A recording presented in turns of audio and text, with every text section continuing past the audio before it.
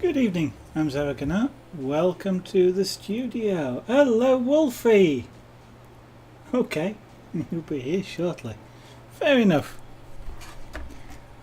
Thought you already were, given that. Anyway, such is the wonders of the internet. There you are. Tuvana Wolfie is a time traveller. Okay, so I shall in the meantime get on with this, which no longer exists, so the only reference picture I've got is that one. This is now, I was going to say it's a hole in the ground, it's not, it's a hole not in the ground. Right, so same as that down there. So let's put some colouring in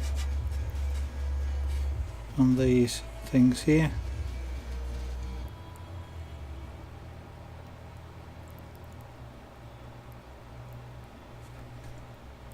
Actually, I suddenly thought what I want to do is just make some darker marks under there.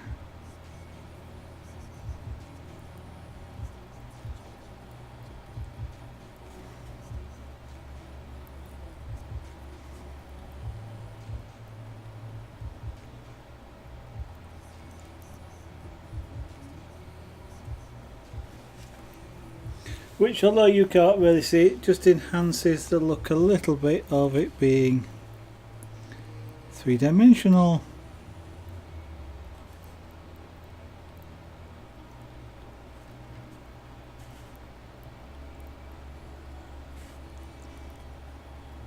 It's just effectively a short, slight shadow.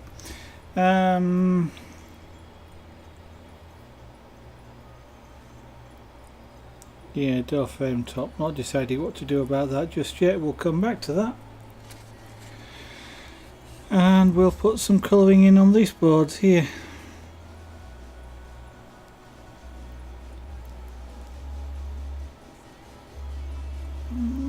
This one fairly dark. Yeah, it's about halfway across.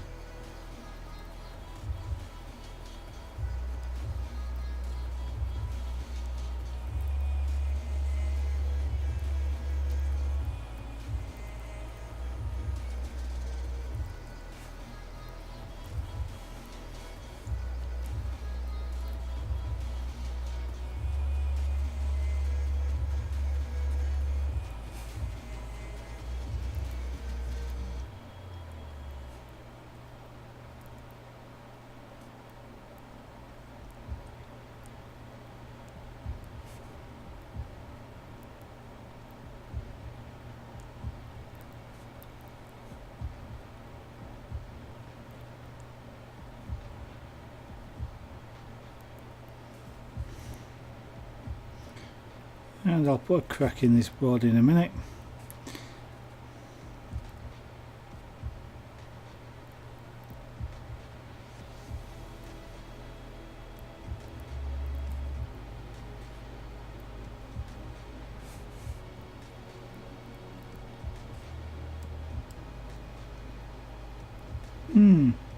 I guess that windowsill there has been broken for quite some time because the weathering literally stops. So just for the fun of it, I'm just going to do exactly the same thing here.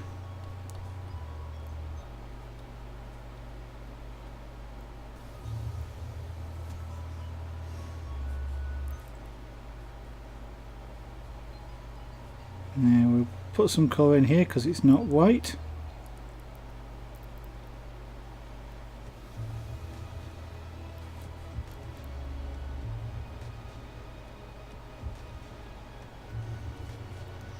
And I have no idea what it looks like because in the actual reference photograph there's something stood there, so I have no idea what it actually looks like underneath there because I can't remember. and I couldn't be bothered digging out, just now thinking about it, I couldn't be bothered digging out any of the other photographs. So I'm just going to make it up as I go along.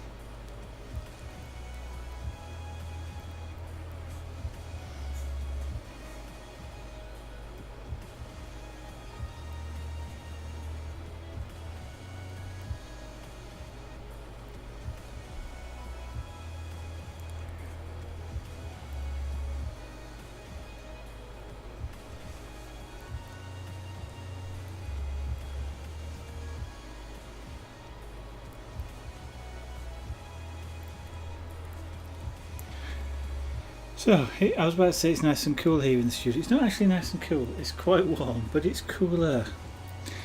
Since being able to have the big doors open behind me today, and that's kept the temperature fairly cool here in the studio. We're only at 25.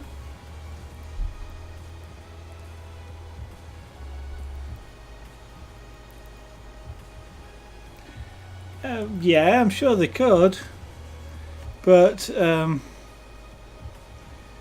that kind of relies on Germany not doing certain things, I guess. So it's like everything else, isn't it? I mean, it's the chances at the time that made the big difference. And if they hadn't taken those chances, or they'd done something else, they may have lost, even with the USA involved.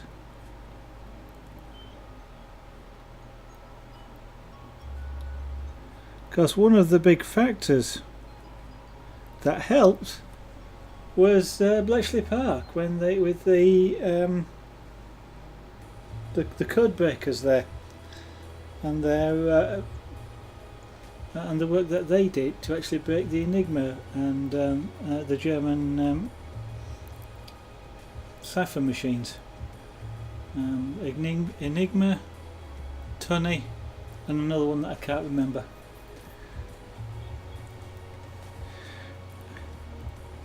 And although it wasn't recognised and hasn't been really recognised for quite some time, effectively the first computer was built there.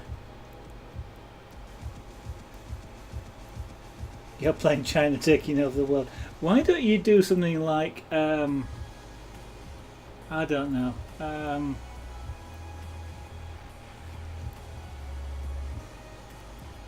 I'm trying to think of that small country in the middle of Europe now, and I can't. Yes, something that's really challenging.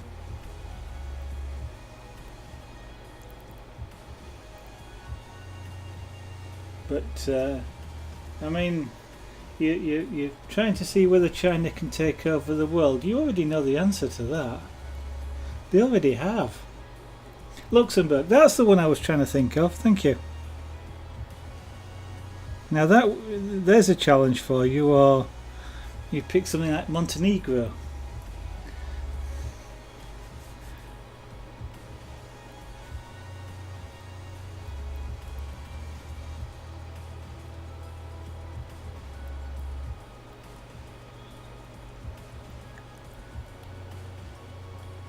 So I think the stories like the stories of Bletchley Park in the war is something which fascinates me, has done for quite some time.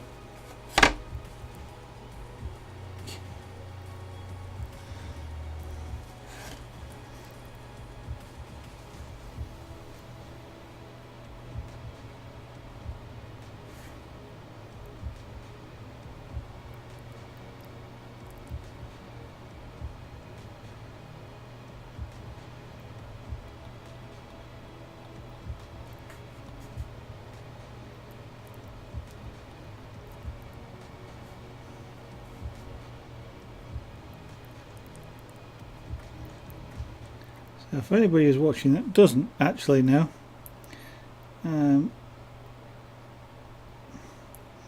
during World War II, the code breakers at Bletchley Park broke a lot of the German electronic, a lot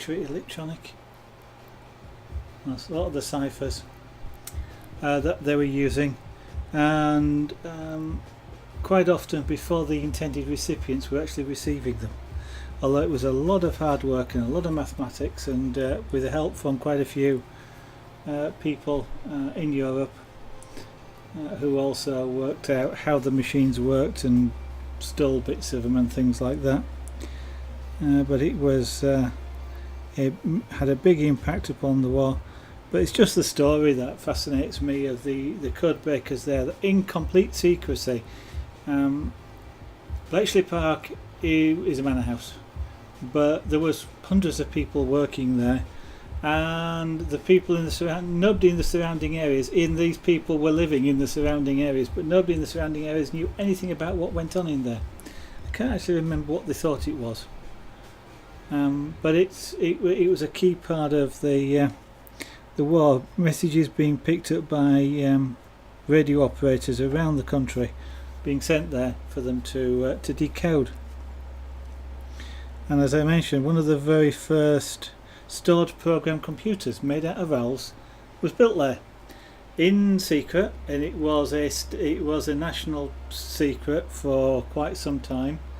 And so when a few other countries later after the war were claiming to have built the first computer, it was a national secret in the UK. It couldn't be revealed for quite some time, and that in itself is an amazing story of the people who some people of which still don't acknowledge that they were involved.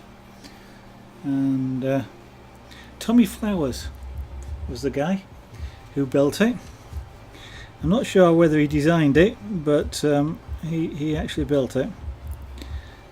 He worked for the British Post Office at the time.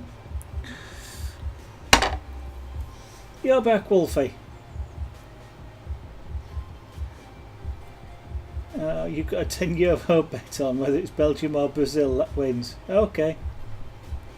Oh, football. I was thinking, I thought you were playing China then. Belgium v Brazil. I'm assuming it's football. Unfortunately, depending on where you look at it, I don't follow football at all. So it is kind of meaningless to me. And since I'm kind of not a betting person, I don't even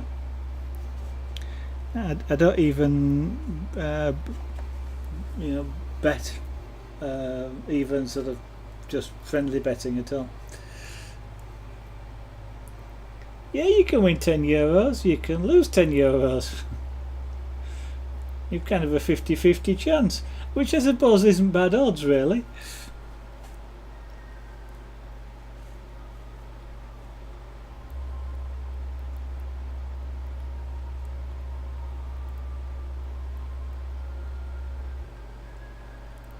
Certainly better odds than going to a casino or somewhere like that. Let's put a crack in this.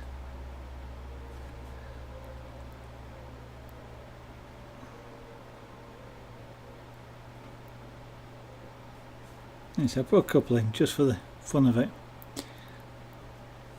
So I just turn this tool over. It's a really fine edge on it, so I can get quite a very fine line.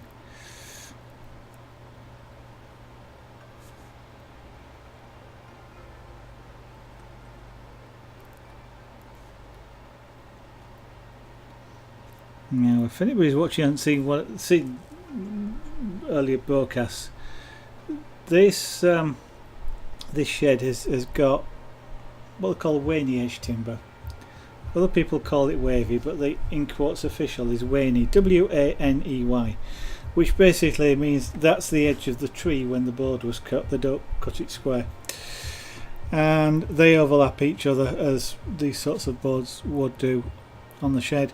They've been painted at some point with wood preservative, a really dark one, probably in the past creosote, because nobody knew it was bad for you back then. And over the years, the rain has dripped off the boards and has washed it away, which which is why some, the boards are darker near the top and they get lighter near the bottom as the waters wash the preservative off the top. And so the thing I'm doing here is just sort of representing that. I'm not going 100% all out, it must match perfectly. That isn't the particular aim or purpose in this. And rarely do you need to do that 100% accurately. You do sometimes, but in this particular case, as long as it resembles, it's perfectly okay.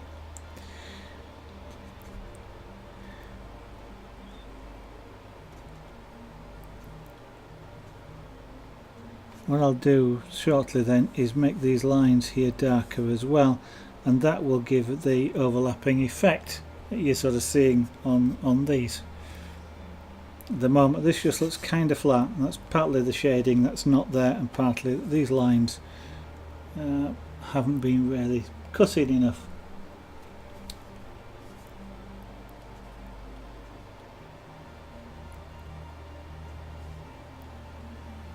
It's about another 2 weeks, Wolfie, before I can start thinking about ordering a torch and a kiln and bits of glass to start doing some work on that. I say about, it's not particularly fixed yet as to the exact time scales, and I'm in no particular hurry. Well, I am, but I'm not. And again, for anybody who's watching that doesn't know, I have been fascinated with flame work, what some people call glass blowing, although you don't have to blow glass to do flame work. Flame work is working with a flame. Kind of obvious, I guess, in a way, but it's a term which is kind of unique to glass work, even though I guess if you're soldering you might be working with a flame or stuff like that, but who argues with the industry terms. And I have been fascinated with it for many years. Well, basically for as long as I can remember. And recently, as in the past several years, I've kind of realised I could do it, and I've been working towards a time when I could actually do it. About a month ago I did a one-day course where I actually did some glass work or flame work, and I made some things like this dragonfly. So I learnt a little bit of glass working technique, and I learnt how to, I learnt more, the intent was to learn whether I liked it, and I did. So that the money I've saved up to actually buy some glass working kit, I knew I liked it before I spent it, rather than spending it and finding out I didn't like it. So now that I know I like it, the next thing is to actually buy the kit. Still thinking about the exact bits of kit that I want to get, so that's why not in an old fired rush. I'd like to get it going because I'd love to start playing with glass, but I don't want to get the wrong thing, so to speak, or wish I'd got something else. So if it takes me a few days extra to think through it and decide that's what I really want, rather X rather than Y, I'll take that time. So no actual sort of time scale. It must be on July X or anything like that. It will be as soon as is reasonable. But then I will be doing some glass work. The intent is to stream it, but it will be the glass studio will be in a different place, and that means me putting a computer in the glass studio, and I'm not lugging my desktop around the place. So I am trying not to buy another computer at the moment, so I'm busy offloading my server onto a new server that I've got, with the hope that the old server is powerful enough to run OBS.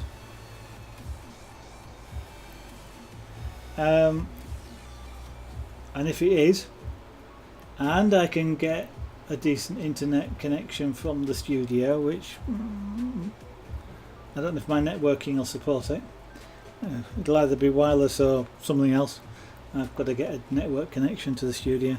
Then I will actually sort of stream working with glass, playing with glass. Yeah, playing with glass. Well, it kind of is, because I mean, you've seen the things I've made, Wolfie. I mean, I made a pig, a dragonfly, a poppy, a heart. What's that but playing? But when it gets really thick, it's a bit, well, it gets really thin as well. But when you're working with it, you can get it to the state of it's a bit like really thick treacle or thick honey, and you can literally play with it and do nothing else but just move glass around. Fascinating stuff. So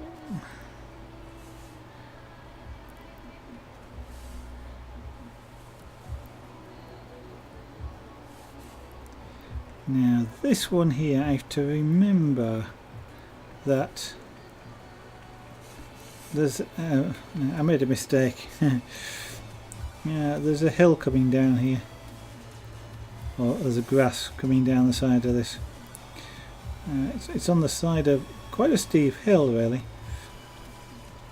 and I want to put that sort of grass in there somehow. I haven't worked out how to do that just yet.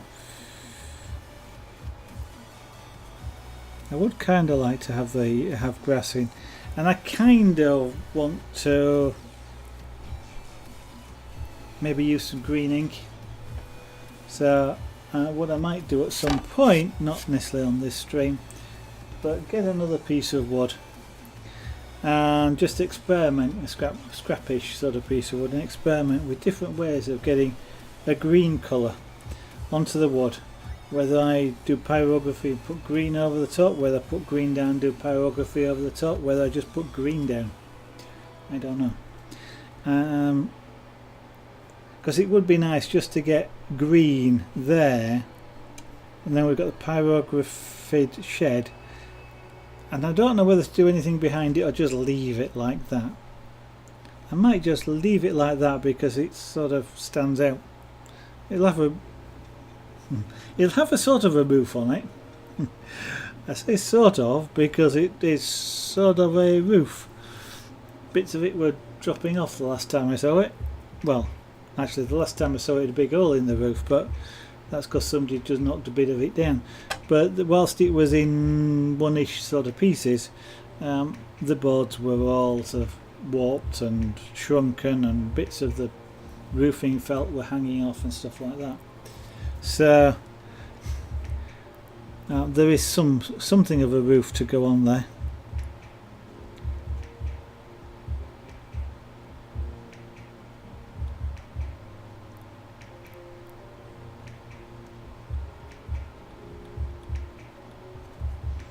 Now then, let me see if I can do.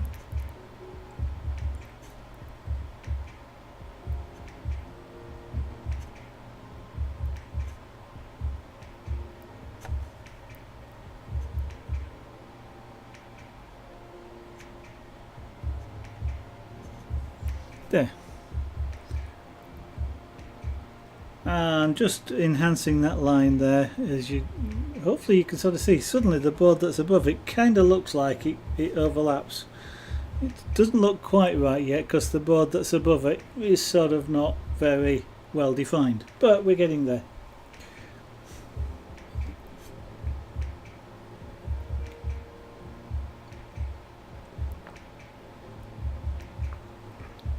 So Twitch, you're playing games with the counting tonight, are you?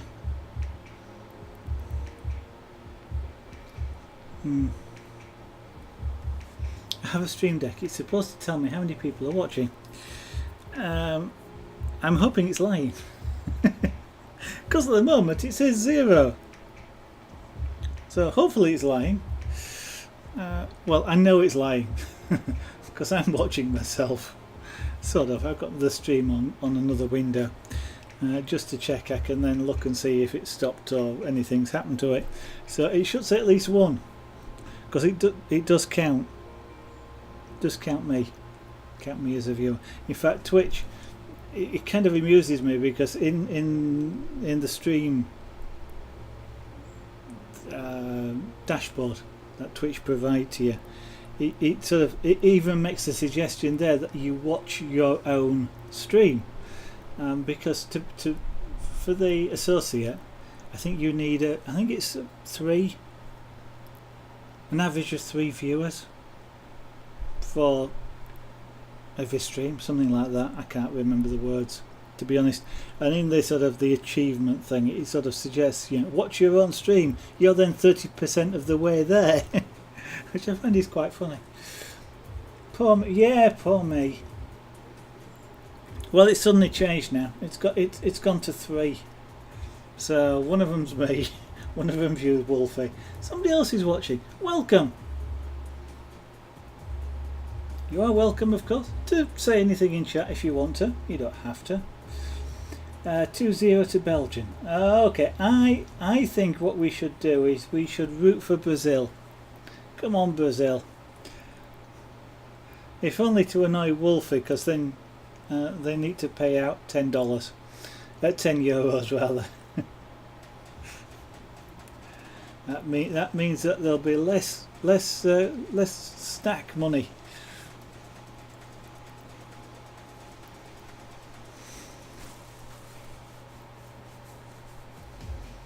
And you haven't said which. I think there's a packet of crisps around here somewhere. And if you're watching in America, they're chips. If you're watching in the UK, chips are something else entirely.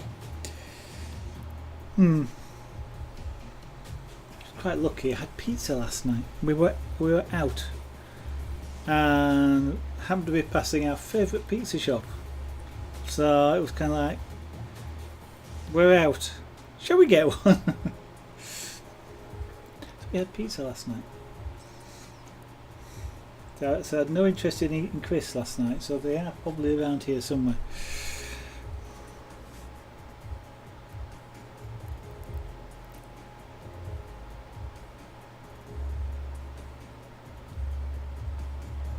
I love pepperoni pizzas. I have pepperoni pizza with extra pepperoni, with some more pepperoni on top of that, and then olives and capers.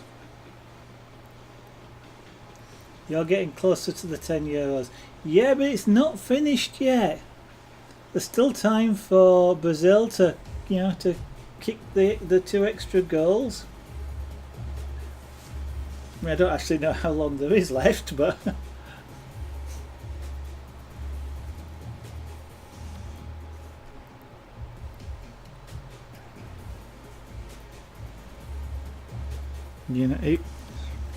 it will be funny, Wolfie, if they lose.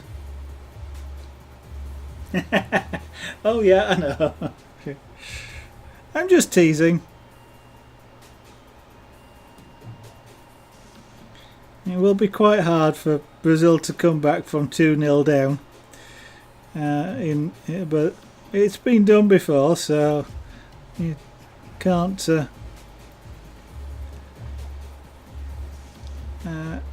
what's the word? You can't sort of dismiss them just yet, but you're getting safer.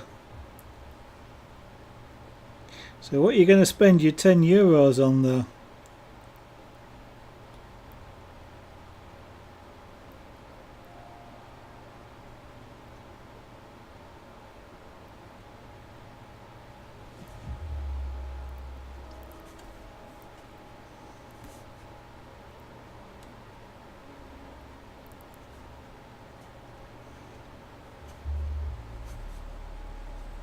So in odd boards around here, I'm just sort of making odd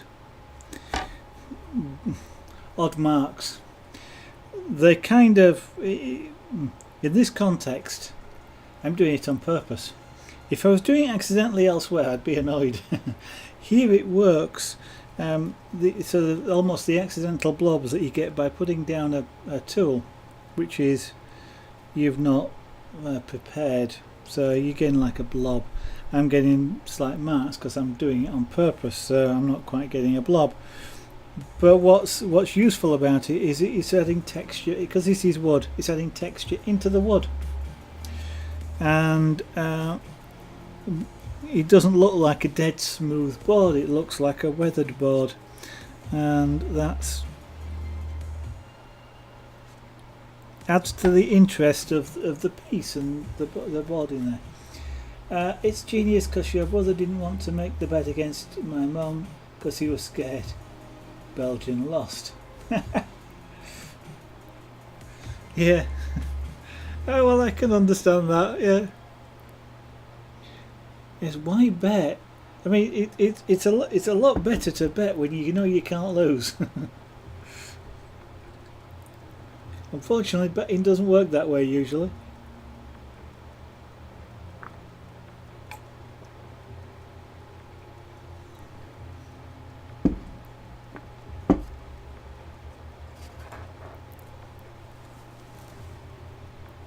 I guess it's not long until the final, is it? And I know, is it sometime this weekend? I think, isn't it? That's coming. Is it this weekend the final? I'm not sure. The only reason I say that is because I was listening to something on the radio in the car the other night where they were talking about Wimbledon's tennis matches on, and they were talking about they've got in Wimbledon. They've got this great big monitor near one of the hills where lots of the people who don't have tickets for the courts can go and watch the tennis matches, and they've refused to put the World Cup final onto this screen, or at least they have at the moment, and that was a news story. We are refusing to do this because people don't want it. You know, there were lots of people sort of saying, "Yeah, are you going to do it?" And the answer is no.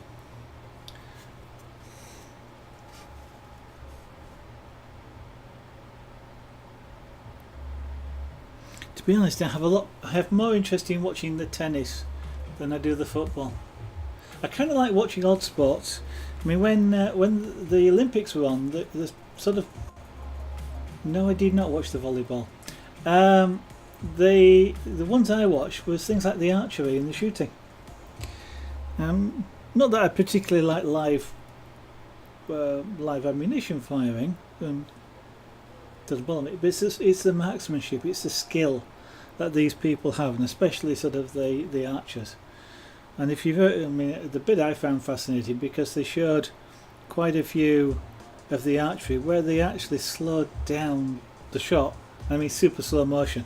And one thing I never realised is just how flexible an arrow is. I mean, it looks like a solid sort of thing, but once they release it and it's flying, it's wobbling like a fish. And apparently that helps keep it stable, which is kind of amazing. You learn all sorts of stuff sometimes. But yeah, that's something I kind of like watching those things. I think they were doing some of the clay pigeon shooting, for example, that was broadcast, and so the unusual sort of stuff. I think there were whitewater canoeing. I sort of have a tendency to want to watch those sorts of things more than football. I was kind of rather controversially going to say I kind of like watching something where there's a skill to it, which of course implies that I don't think there's a skill to football. That's not true. I think it's overhyped sometimes, especially with the wages that they get paid, but I enjoy the other stuff more.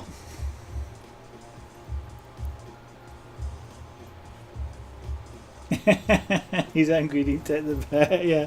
Oh well, it's easy after the event.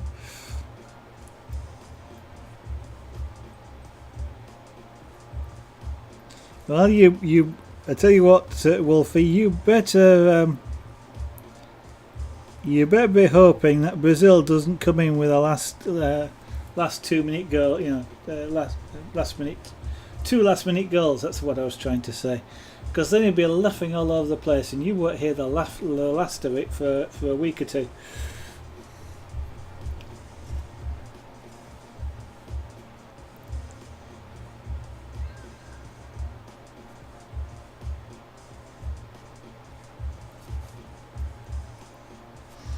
So I am being careful to keep a really sharp edge on the top of this, but the bottom edge I'm not bothered.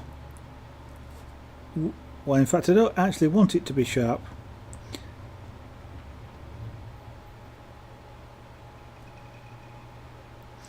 I want it to sort of be very slightly soft and fluffy. That gives, you know, the sharp edge gives you the impression of the edge, and the rest is kind of like shadow. It's not quite as sharp, and therefore it tells your eye which one is on top of the other, and then it makes it sort of stand out more to you. You can see that three-dimensional effect.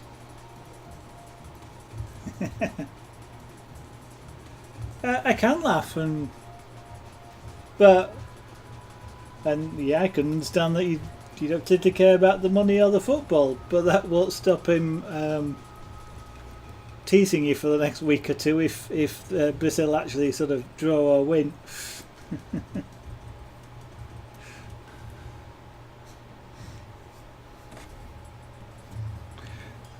Right, let's colour this last board in before I decide whether to do the door or look at the windows next, or even the roof.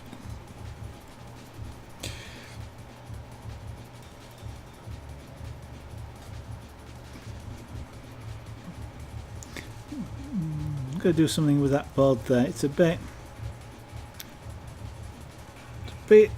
bland, is that board.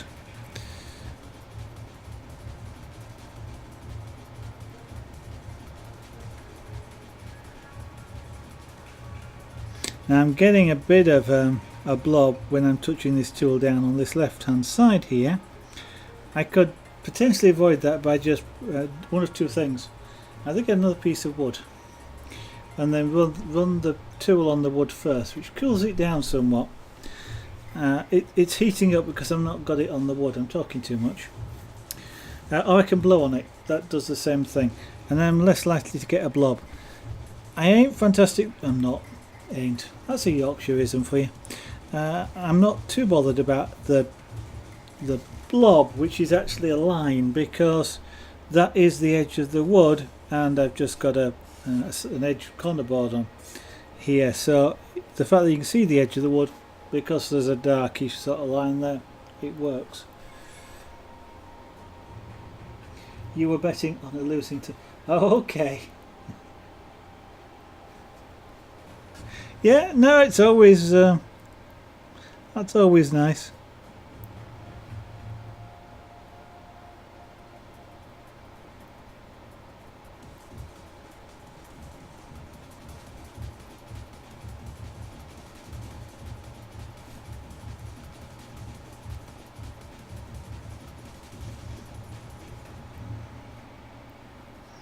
Okay, in doing this I'm kind of sticking with the direction of the wood. I'm varying it slightly up and down, sort of following what would be grain of the wood, because you get knots in it and things like that, and the grain isn't exactly dead straight, especially in these sort of trees that have been cut up here. So if I follow what would be the grain, if I get slight tooling marks, which I am getting because I'm not taking care enough to avoid it, but they look like part of the grain of the wood, so it's again enhancing the texture of the pyrography.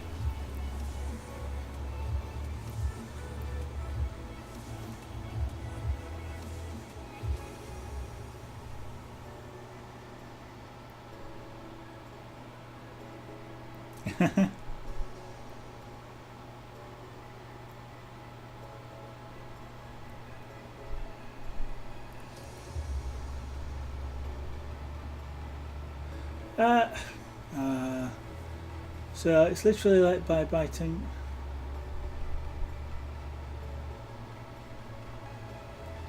Oh.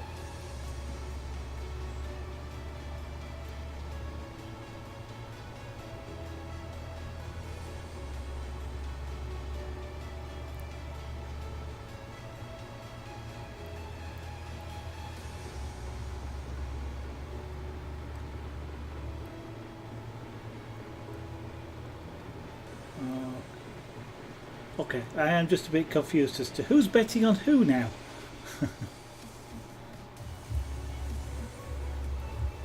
Your brother wanted to bet on Belgium but was afraid they'd lose. You did bet on Belgium and they're winning. So presumably your mum bet on Brazil and is now losing. You're betting on Belgium. Yeah, I thought I got that right. So it's... Oh, I suppose he's sort of waving... Do you mean he's waving bye-bye to the €10 that he's not getting because he didn't make the bet? Yeah.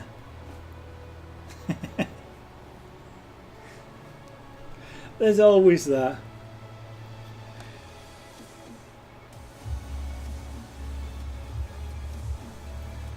It's always annoying when you kind of go, well, if I'd done it, I would have won.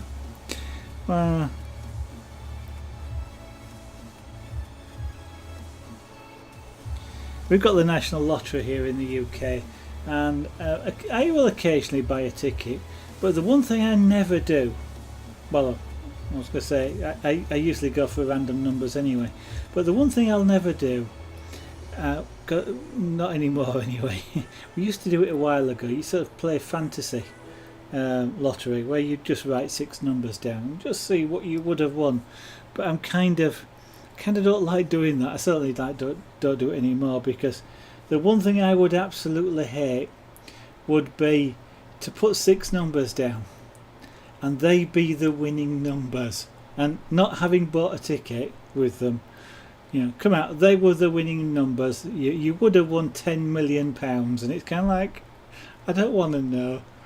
I do not ever want that to happen, because I just don't know what I feel or even think about it, If I'd have put these numbers actually onto a real ticket, then I'd be £10 million richer instead of a pound or £2 poorer. But no, must be the real worst thing, is something like that.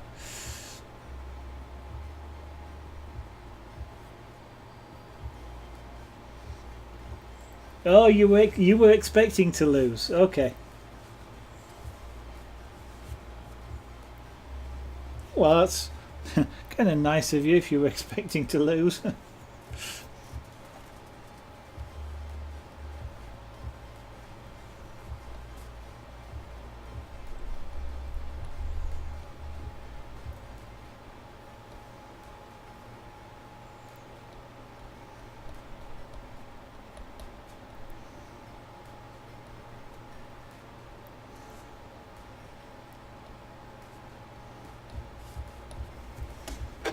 Flip this round just to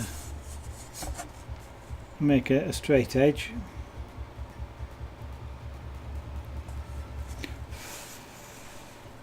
Cool the tool down because I don't want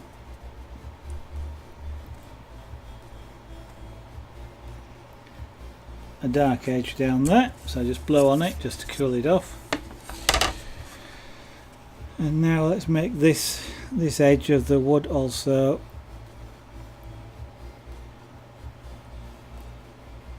dark.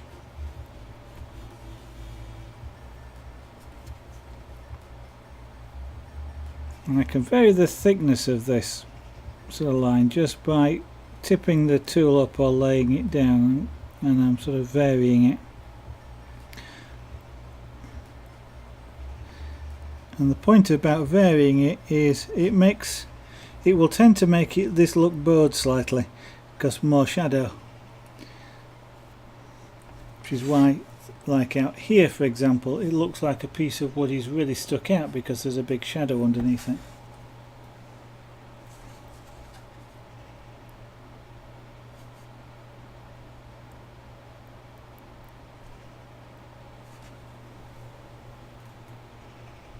Right, now I need to do this one as well because I forgot to do that earlier.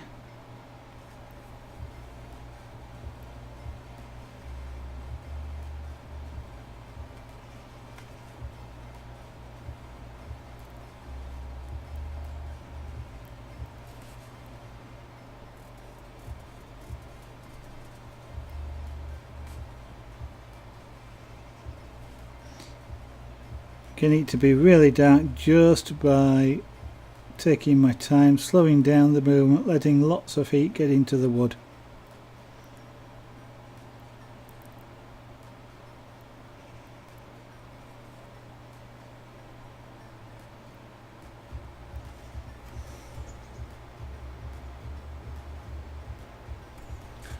Don't like that one at that edge much. Let's make it a bit thicker.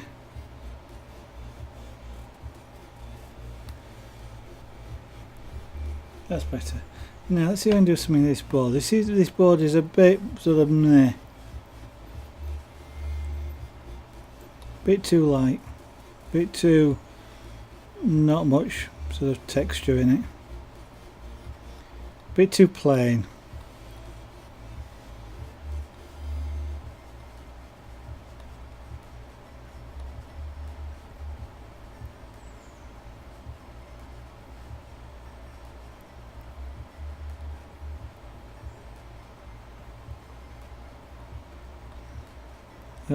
Dancing around but keeping the tool moving. I don't want something too dark, although I could always put a bit of a knot in there.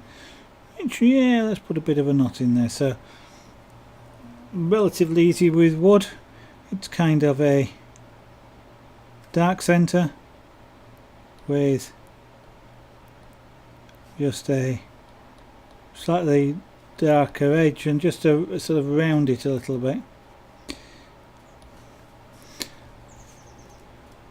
And hey presto, we've got an instant knot. So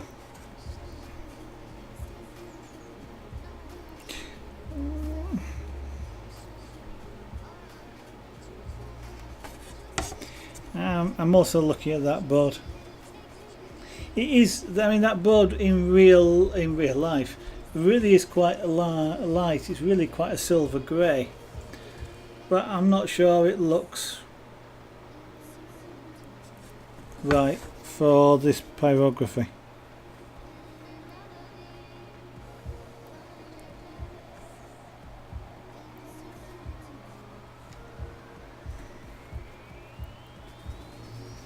It's sort of a bit plain. Let's play about with it a little bit. A sort of artistic license here.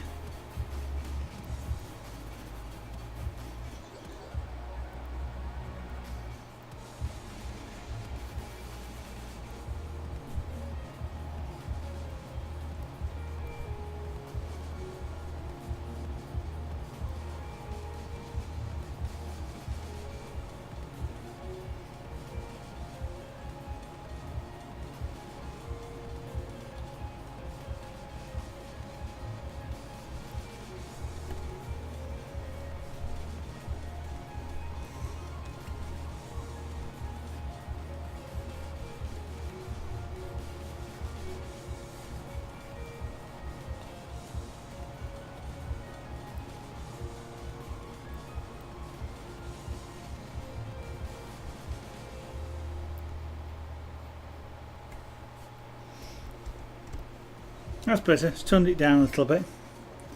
Right. So, cup of tea.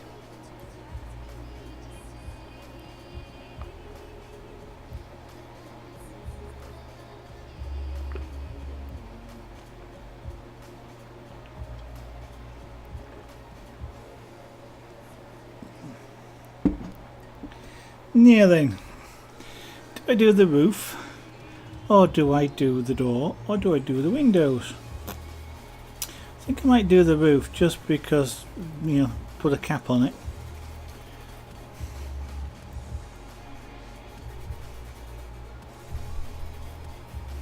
So I'll start by doing is just generally filling in the space. I'm going to be quite generous with this. I'm going to give it a reasonably sort of straight roof, although it had collapsed a little bit.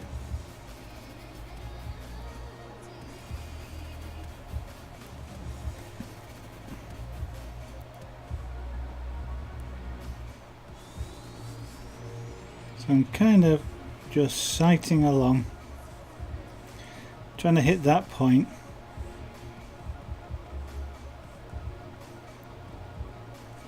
Which I didn't do too bad at. Now then though, when I fill it in, I'm not going to do it that way, I'm going to do it that way. Because that's the angle of the roof boards.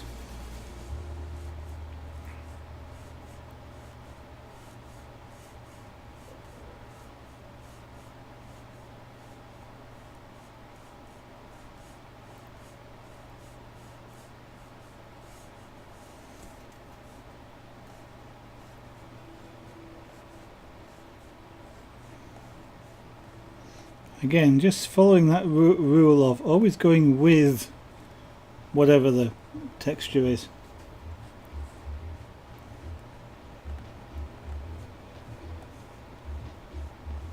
So I'm adding colour in so it's not a white roof, and then what I'll do is come back over and add in some whatever greebles.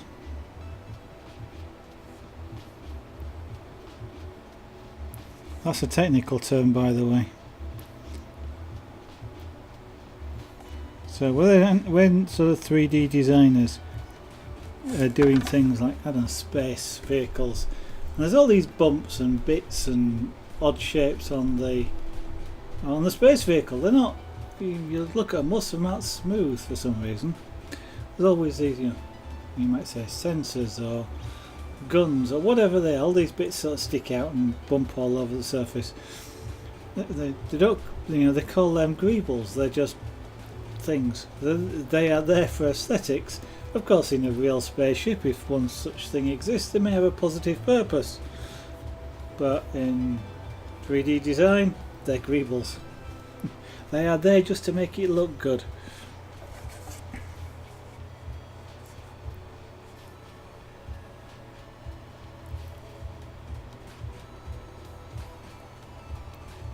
Quite why it wouldn't look good if they weren't, I'm not sure. Yeah, people think that spaceships should have all these things on them.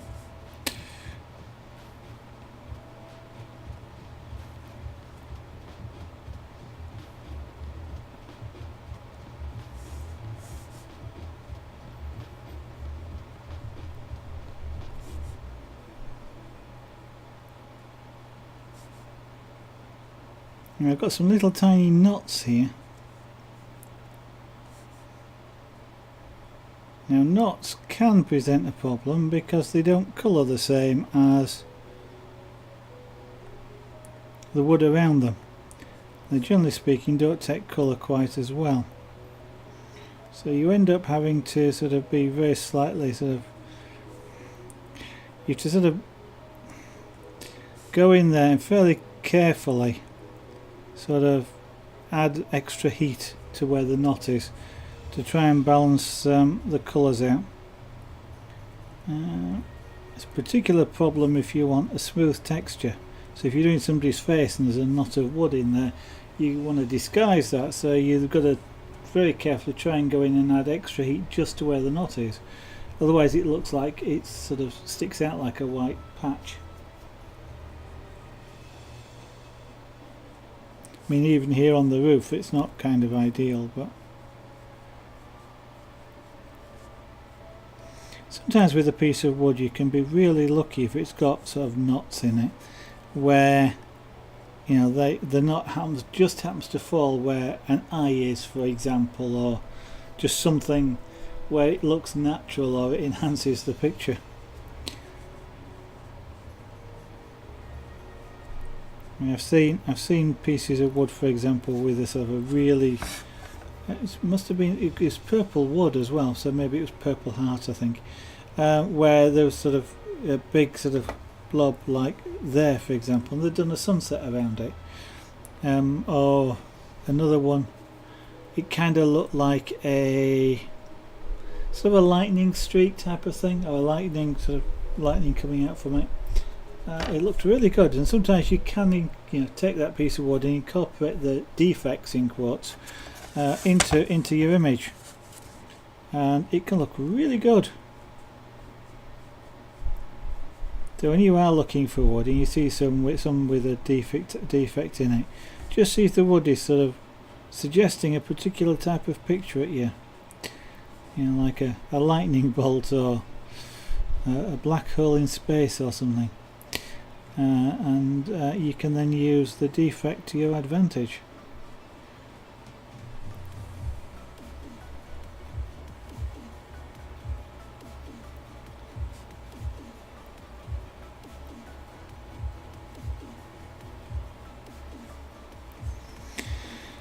Okay, So I've now coloured a roof on it, which you can vaguely see, but then now what I need to do is just add some things else.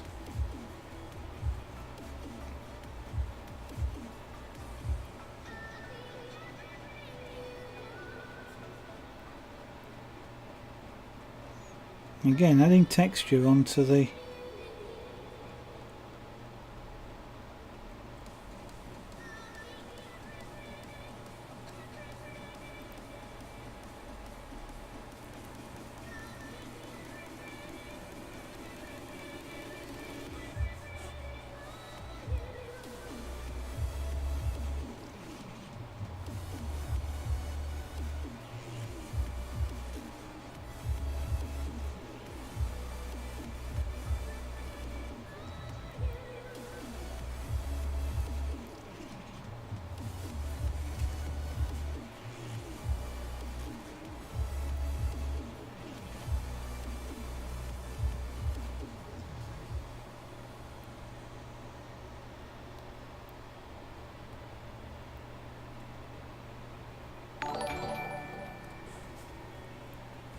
Hello, Insane. Hello, welcome to the studio this evening. Thank you for the host.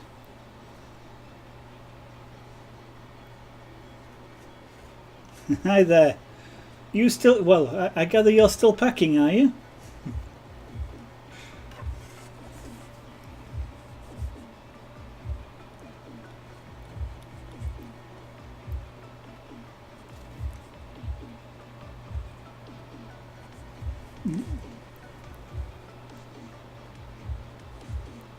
You got the, go on. It'll be 50% more than you thought of. Okay. I bet that increased the price somewhat.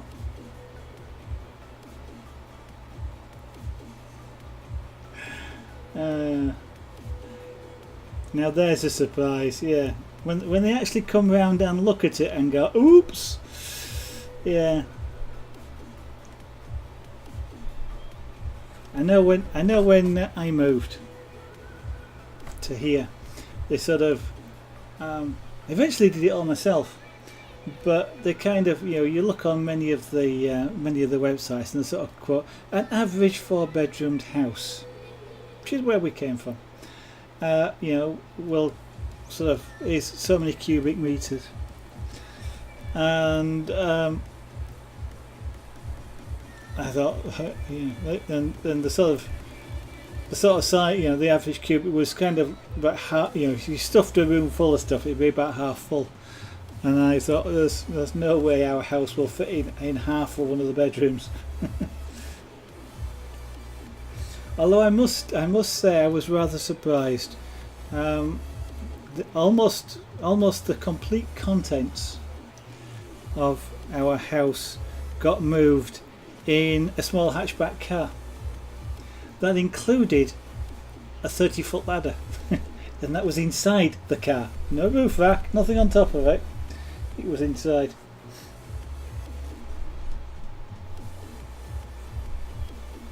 So have you picked one? Have you actually got a date when you're going to move now, or did you already have a date in mind? I can't actually recall as to whether you were definitely moving on a particular day or whether it was when you could get a removal company. And I'm doing the roof here.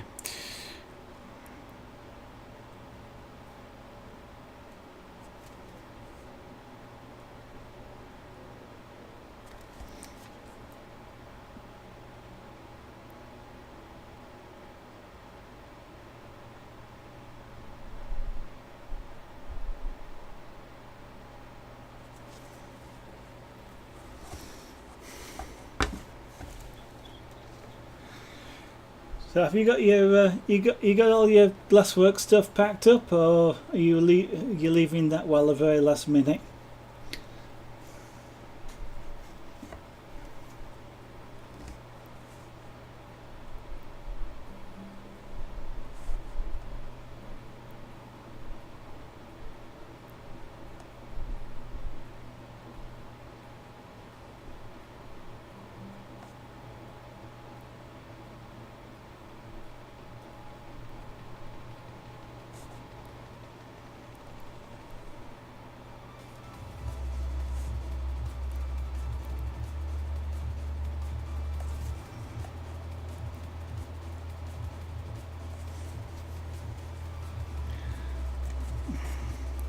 Now then, I kind of what I want to try and get here is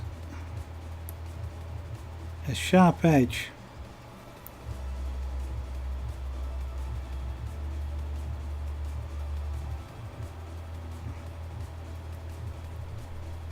Where the felt is lifted off the roof, and you're sort of looking sort of under the edge of it, which means I need to get a sharp edge to make it believable, because it's amazing how your eye picks up on that, just that slight detail. Now, not fantastically showing up on stream, but here I can see it. In fact, it's got a sharp edge, sort of makes it look like you look at the edge of the felt. If it was a soft fluffy edge, it sort of just doesn't look right.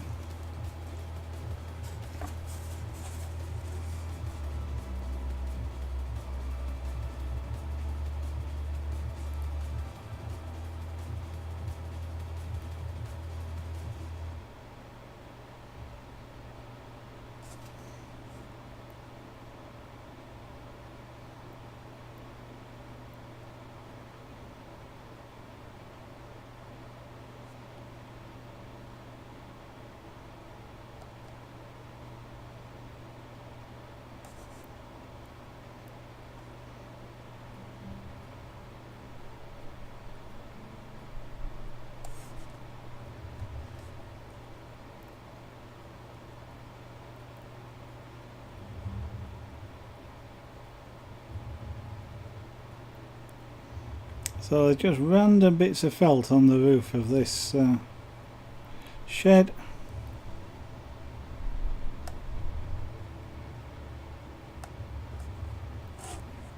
I guess I should just tighten that edge up a little bit.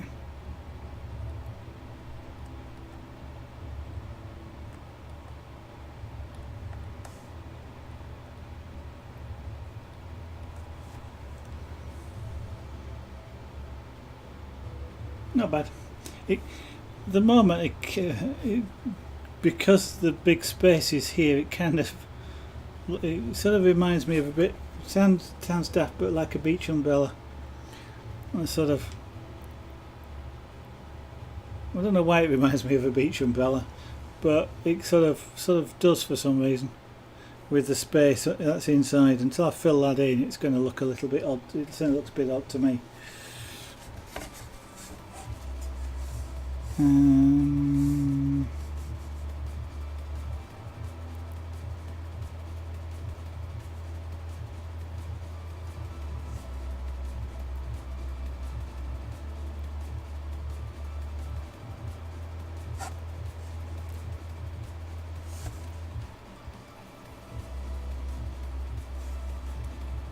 Okay. This area of wood here just is taking colour slightly differently to the... Oh, there's a... Okay. I can just see it. There's the way this is being cut, there's if you like a big knot, but it actually comes sort of like that, and I can just see there's an edge just there, like the ring of the tree. So there's two different sort of textures of wood. Not particularly a problem. It is a problem if I wanted it to be perfectly smooth, like it was a face, for example. I wouldn't really want the line to show up, but again, this particular subject matter doesn't matter that the line's there. So sometimes it works for you, sometimes it doesn't.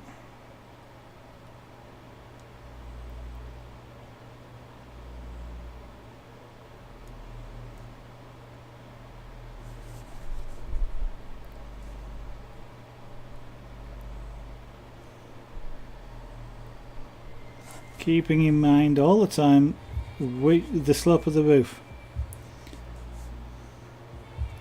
and the fact that there's a bit of perspective on this, so the slope does change slightly.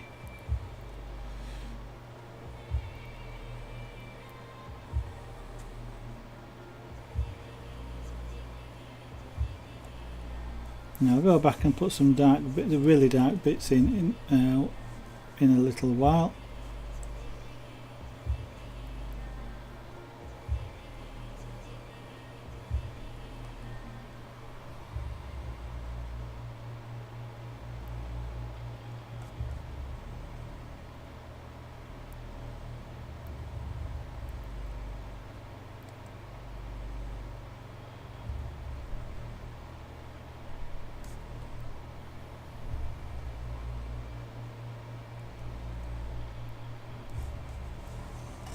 We can have bits torn out in the middle.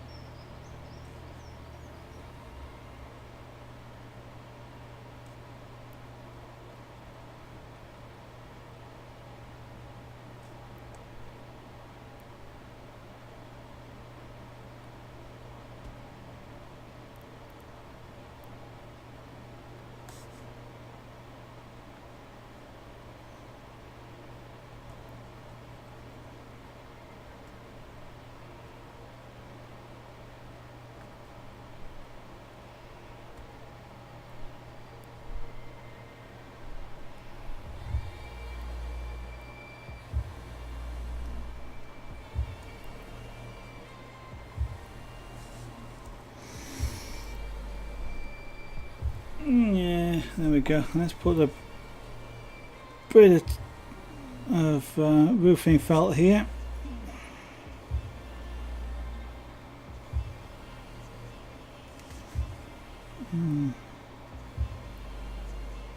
What I can do with this is effectively, let's see if I can do it. See if I can make it look like it's actually hanging over the edge. And to do that, what I want to be able to do is have a dark area just in there.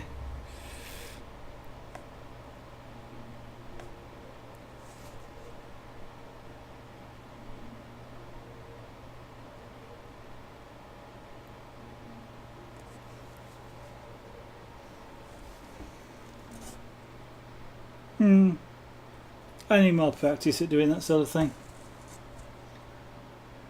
Yeah, sure you can.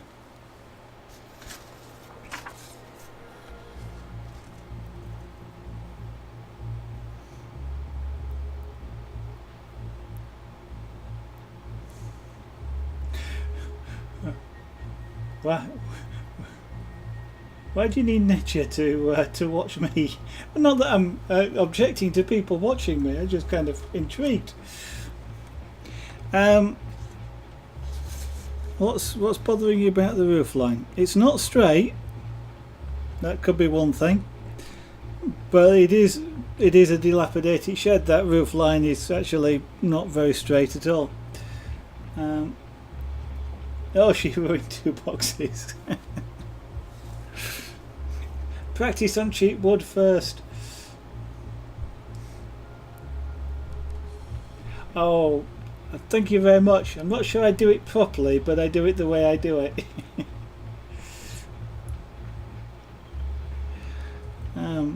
It's for commercial items. He says, thinking, I had something around here. What did I just do with it? There it is. You're kind of better off doing just black and white stuff, or very, because if you do deep black, it's easy to get it deep black. That's not too bad, and that way then there's the shading like I'm doing takes an absolute age compared. No, I don't have a Discord, Insane. So and something like this is a lot quicker to do than something like that, and it's easy then to use something like Ceral paper or graphite paper to do a trace down of your image that you want. So you do an image from something else, you then do a trace down on it, and you don't actually have to erase it, because if you're going for deep black, you you can go over the graphite line without there being any issue with it, without it showing through. If you're doing sort of shady work like this, I've got some trace down marks on here. I've got some line work on here in the graphite paper, and I will actually have to sort of erase them before I put the pyrography over the top.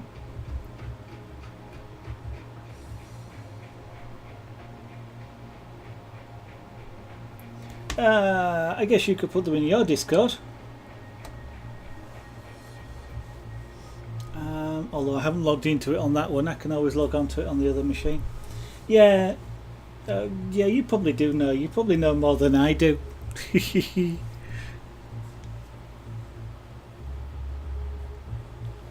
Oh, I see.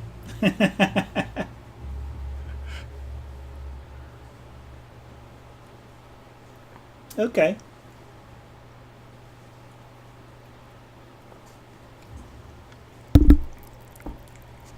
You don't want her to know what you're doing.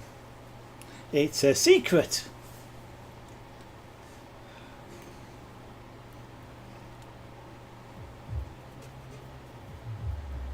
Right. Yes, I was going to put a little bit of marking on this roof section, just in some places.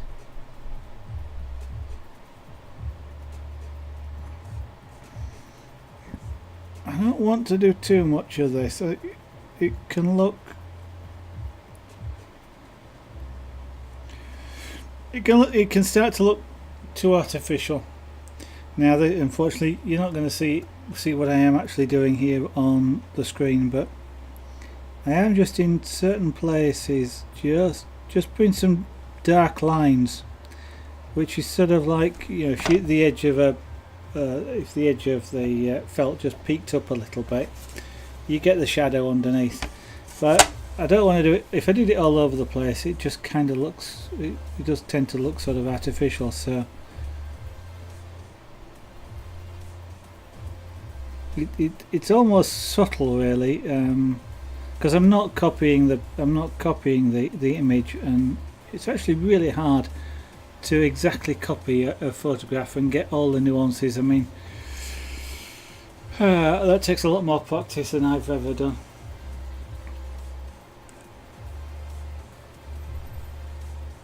And in actual fact, I've just realised two things. One is I need a bit more colour just there, and the second is I need a bit more colour just underneath there as well, because this is underneath the roof edge, and I need to add shadow in there.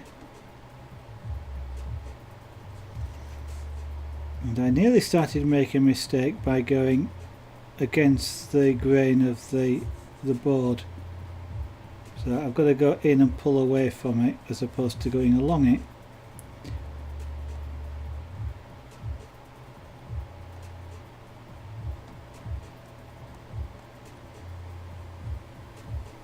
And I want this to fade out a little bit.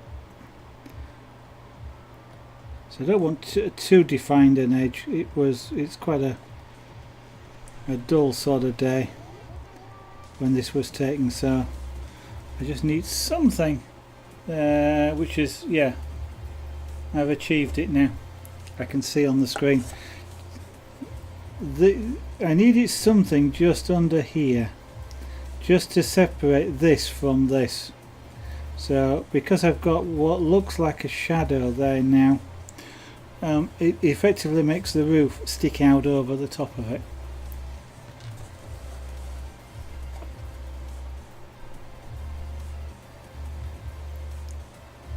If you have sent something insane, if you let me know, I'll go have a look, rather, because I'll have to disappear off camera to do that, because I can't reach. I don't have 10-foot long arms.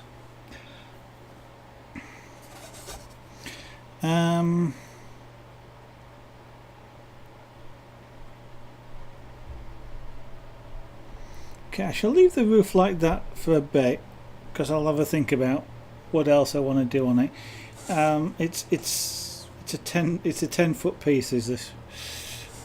Looks better from 10 feet away. You did. Okay, let me have a look. So I shall just disappear off camera and log into Discord.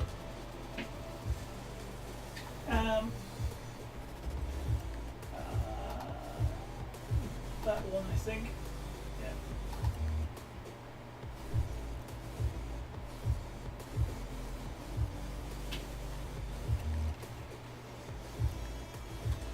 Right. Suppose I could have fired the app up, but.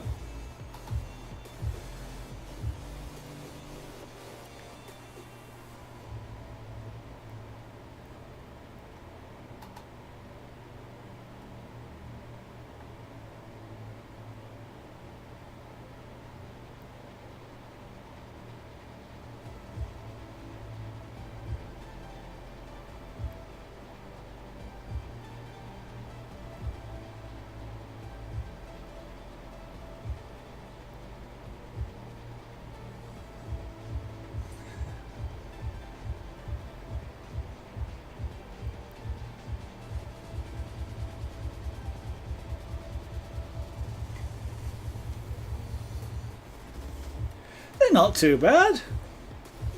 They're not too bad. The one that's on an angle would drive me potty.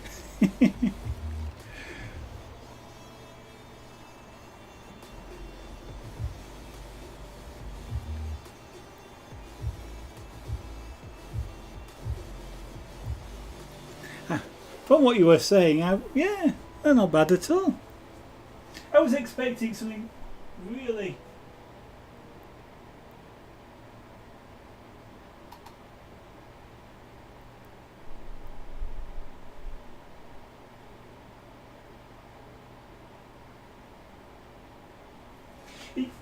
It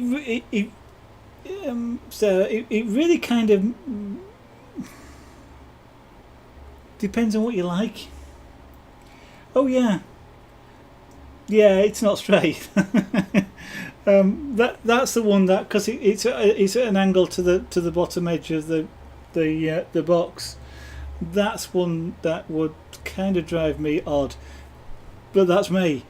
It has a certain sort of flair to it in that it's kind of like a sweep. So yeah, I do admit that one does look like an eye.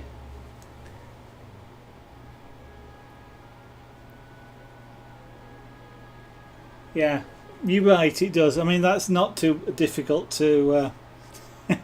That's not too difficult to just extend though. But it's a style to it as well. I mean, I don't know whether it was intentional or otherwise. My tendency with something like that would be to make them really black and solid. It kind of looks like it's been done with a very fine tip and cross-hatched, and that makes it look pale.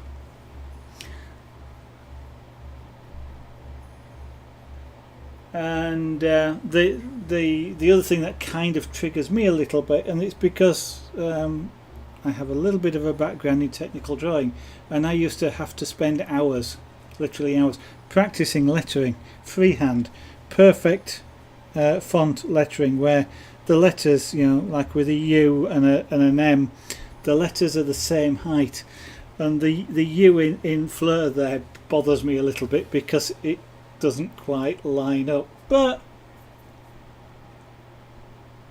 yeah, sometimes it does think, yeah. For 5-year-old girls, well, it's kind of that's what I would kind of describe as somebody's style, if that's the way they kind of like to do them. If it were for two, you know, sisters, I would perhaps have made them more identical, perhaps. Whilst it bothers me, I kind of like the Fleur not being quite level with the bottom. It's sort of a little bit more carefree, is the word I'm looking for. She printed it off and traced the lettering on paper. Yeah, you know what?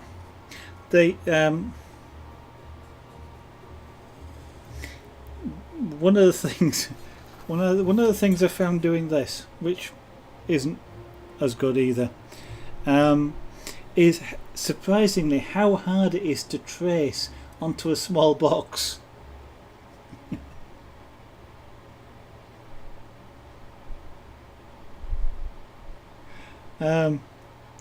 Yeah, it's the larger things are easier to do because you've got more space when you're trying to hold something with a and put a tracing over the top, especially if you've sort of got the trace down and then the image or whatever it is on the top. You're trying to hold them both in the same place, even with a piece of sticky tape, and then moving, and it's yeah, but I took great pains to do it. I mean, the thing, this wasn't dotted, but you can see the colour isn't consistent on this one. And I kind of really, what I should have done with this one is go back over it again with something like possibly a spoon shader. Because the edges that I've got on here were because I actually used a tool like a flat shader, and I've gone and I've created ridges. Although by doing it in line, it kind of looks right, but I should have gone over this with a spoon shader and smoothed it down and smoothed away the lines. But she hasn't done bad for using one of those then, especially as I'm sure she used one with a very fine tip, and that will actually be why they look quite pale as well. When you get something like that with a very fine tip on it, I'll just pick a scalpel up just to sort of illustrate. With those cheap tools, the heater is up here. In sort of like this area, and there's usually like a copper core, and the tip which is usually a copper or iron tip which goes over the copper core.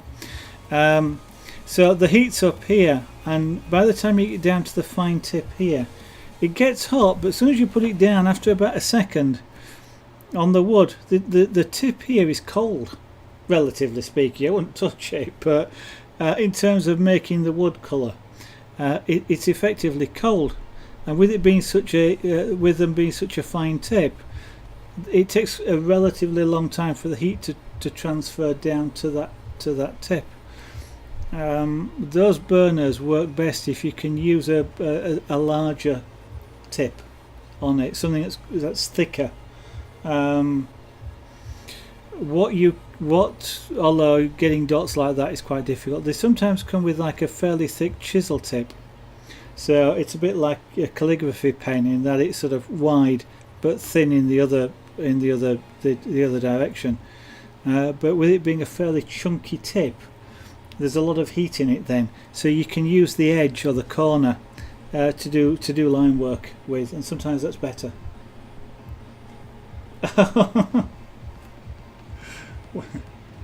I should add you insane, really, so because I know you're not about to start posting inappropriate things.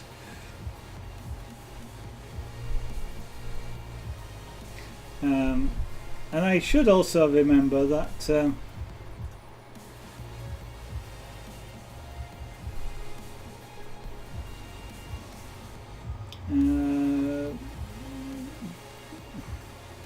there's a pop-up on your name which will allow me to permit you, and I keep forgetting that.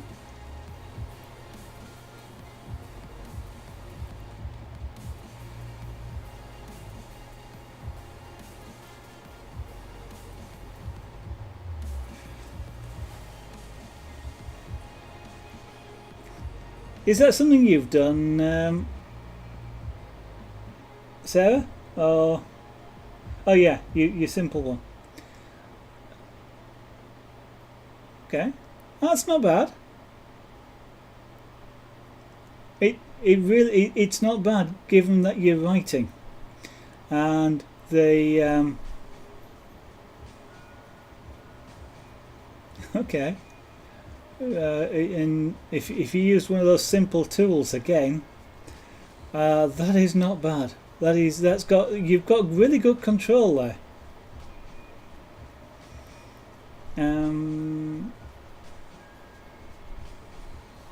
I'll be up. Yeah. You have. I don't know what you think about it, but I actually think you've done a real good job there, because your writing is smooth. And I know you've got sort of it doesn't look smoothish, but it is actually, you've done a really good job of the cursive matching all the lettering up, getting the lines, the letters equal sized and things. And to say you're doing it with a tool where you're holding it about 6 inches away from the tip is really good. It's not bad. And I'm trying to, oh yes, I can't spell. I recognise the quote, but I was trying to think what the DW was, and I knew what it was supposed to be, but I was looking, for some reason my brain was looking for an H, not a W. No, for a sort of reasonably first attempt, that's not bad. It is really rather good. What's making it look untidy, in your mind, I suspect, is that you weren't. It was done. You were doing in bits, I suspect. You sort of, like with the sweetie, you sort of did a little bit like that, and then came around, and you've got little black dots, which is because the tool stopped. You either stopped it at the end or you put it down and moved it, and that's when you get the dots. You kind of need to try and keep a smooth movement all the time, and if you don't want dots, what you've got to do is, and I'll use the other end of this so that I don't mark it, but you've got to move the pen and put it down and keep it moving and lift it off before you stop. And you can still do the extend a curve or whatever like that, but as long as you're moving before you touch it down, you won't get those black dots. Now I can see the pencil marks there as well. With that style though, you can just go over and erase them, although sometimes on wood it's really hard to get pencil marks out. A better rubber actually is, and I don't have one here, but is a kneadable eraser, because that will actually get down into the grooves of the wood and pull the graphite out. Whereas this sort of eraser on the end of here, or even a plastic eraser like this, won't get down into the grooves. It just skims over the top. And one other tip, if you are using these sorts of erasers, before you start to erase something, get a piece of paper or something and rub the eraser until it's clean, or even just scrape it off as I'm doing here, because if you've got graphite on the end of your eraser and you start rubbing it on the wood, you'll rub the graphite off of the eraser into the pores of the wood and it looks grey and you can't get rid of it. But the kneadable erasers work quite well for that.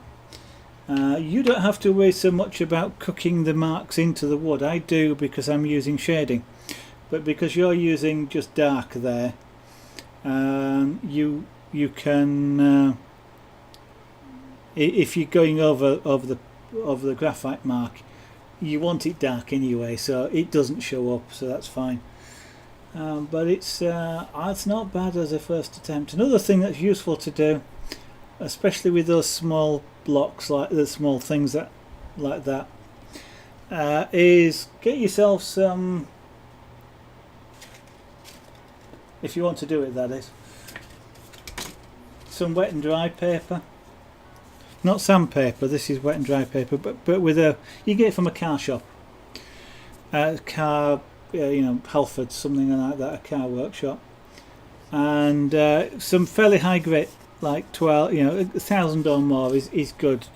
Because what you want to do is just sand the thing first. This won't cause deep scratches, which low sandpaper would do. But what it will do is it knocks there's like a hairy top on. If you ever rub your fingers over the wood, it's like a hairy top on it. This knocks the hairy top off and you get a smoother surface, which gives you a better better texture to work with. But apart from that, that's just practice, and that's just practice. You're not far off being able to sell something like that to a Doctor Who enthusiast, I'll tell you. It's nicely centered. The Hello Sweetie is nicely positioned. It fits in that area, so it works really well.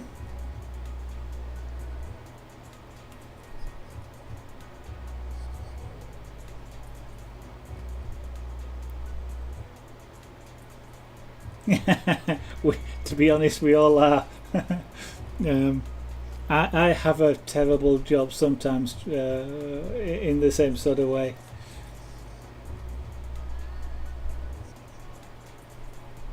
Well, if you can do that, I kind of probably wouldn't have thought of doing it like that, so you certainly have got you one up on me.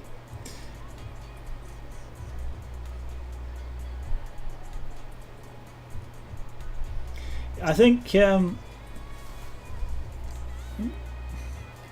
judging by what you've done there, if I were to give you sort of, unfortunately I can't, but if I were to give you this sort of pen, where you can hold it a lot closer to the tip, you'd be doing some really nice sort of black and white work with it. Part of the difficulty you will have without a lot of practice is the fact that you're holding it back here, and it's really hard to do. Is to use anything, when you're 6 inches away from the edge that you're trying to work with. It's and there, I mean, I'm still holding this like a pencil. You can't hold those like too much like a pencil because they've got a fairly thick sort of. I'm exaggerating, but a fairly thick sort of body, and it's quite hard to do it as well. So.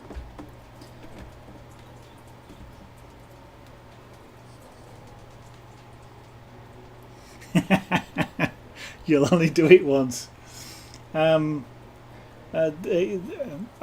they have a great big collar on the silver barrel as well. It's partly to stop the heat from the heater coming up and burning your hands. But that gets hot as well, so be careful. But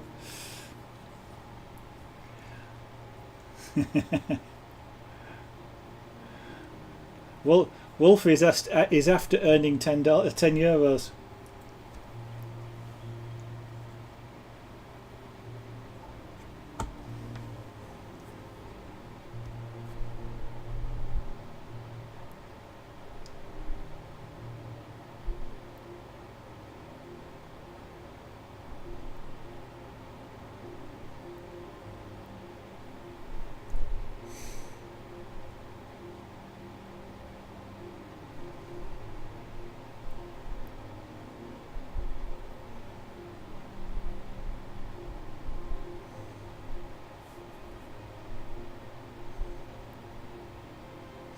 I shall get back to this, but one other thing, try different tip also.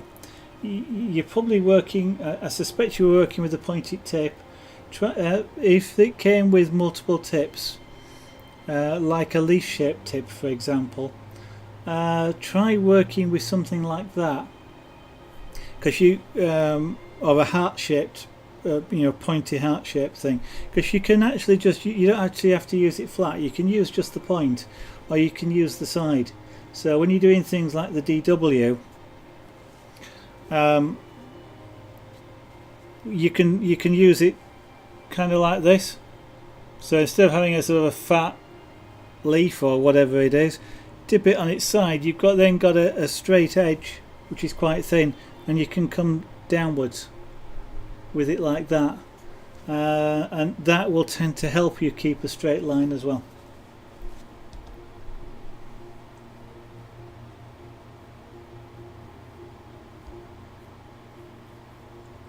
And Brazil has just got a goal, so have you agreed what happens, Wolfie, if there's a draw? Do you not? Do you both win €10?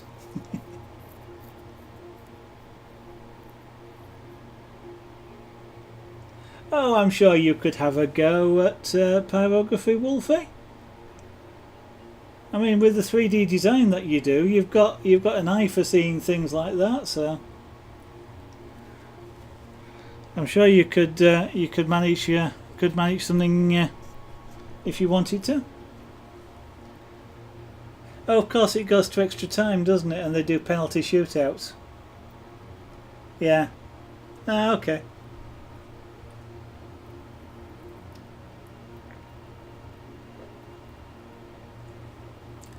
That's how England got through, wasn't it, to the quarterfinals?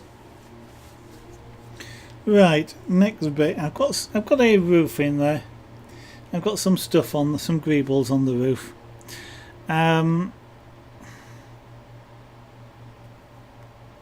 Next is to kind of decide what to do.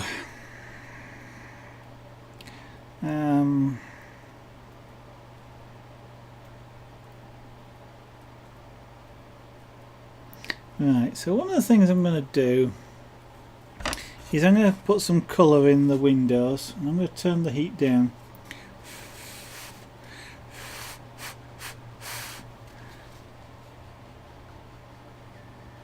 And I'm going to lightly colour in around the windows here, just to get rid of the white target area, which is sort of messing up my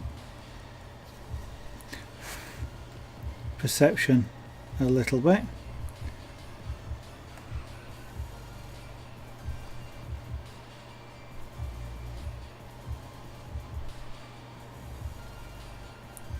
So I'm just filling in the middle for the minute, and I'm going to erase the marker lines that I've got around the outside, and then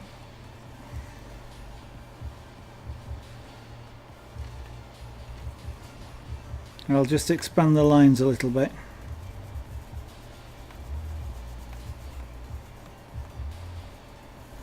Okay, another useful tip if you do use an eraser is don't brush it off with your fingers, use a brush. And it can, this is just a cheap paintbrush, but if you use your fingers you tend to rub it in again, and you end up again embedding the graphite into the pores of the wood.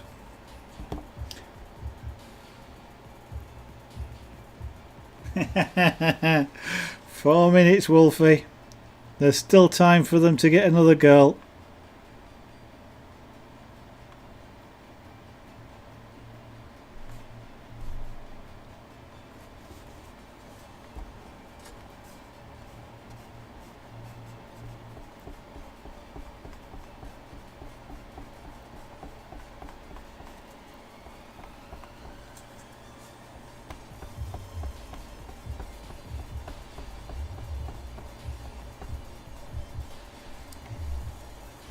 Now this window frame is white, so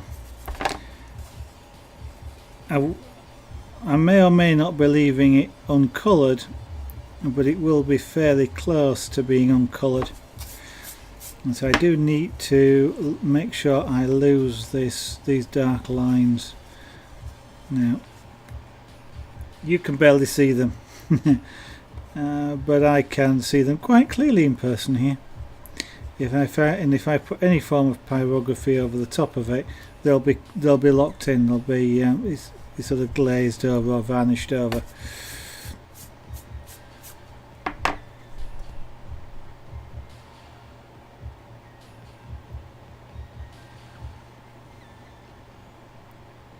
Oh, you've damaged your phone? These people who don't look after their stuff.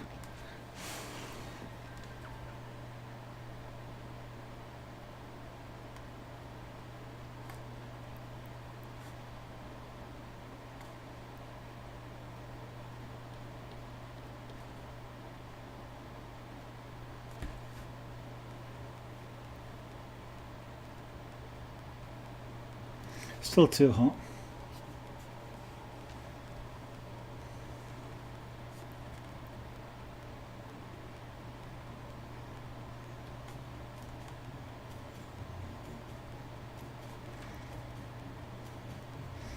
Okay, this is one of the nice things about these types of machines, is I can turn the heat down, which means that I can work more slowly, because I'm not getting a lot of heat transferred when I put the tool down.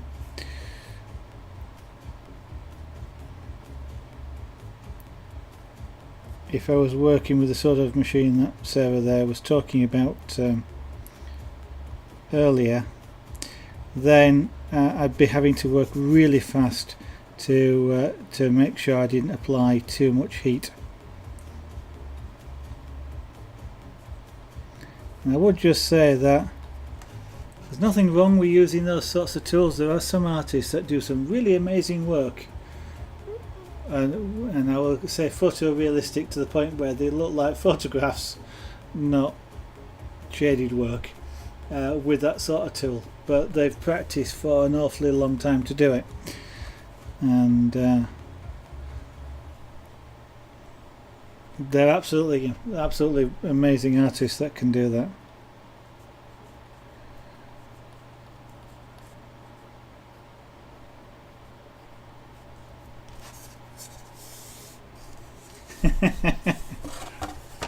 Because you don't put them away.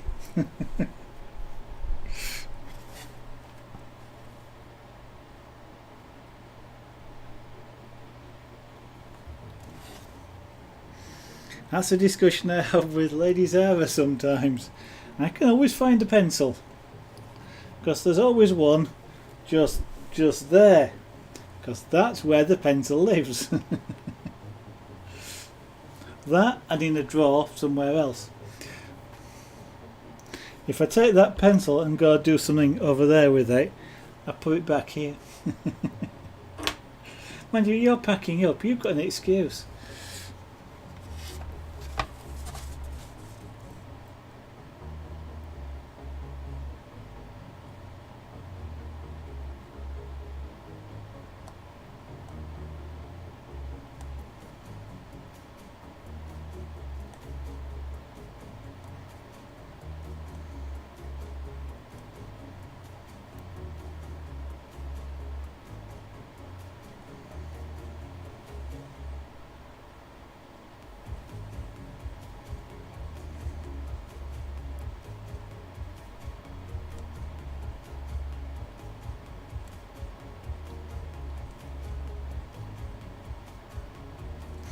You know, that whole Melody Pond mixed up timeline stuff was quite an amazing story arc.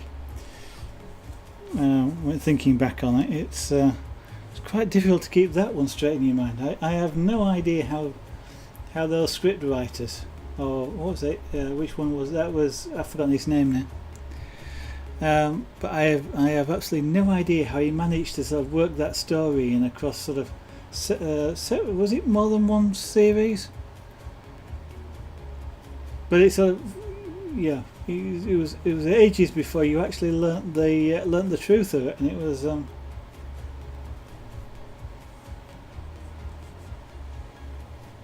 then it sort of becomes, you know, when you actually learn that she's called Melody Pond, and that at that point you go, why didn't I see that sort of umpteen episodes ago? Doctor Who references for those of you that may be watching that have no idea what I was talking about just then. And hopefully that did not contain any spoilers. Well, I suppose. No. I think I avoided any spoilers there.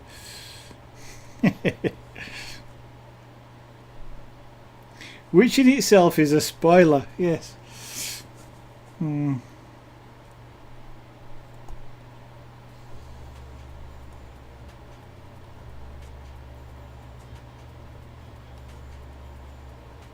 Yeah, I quite like that character.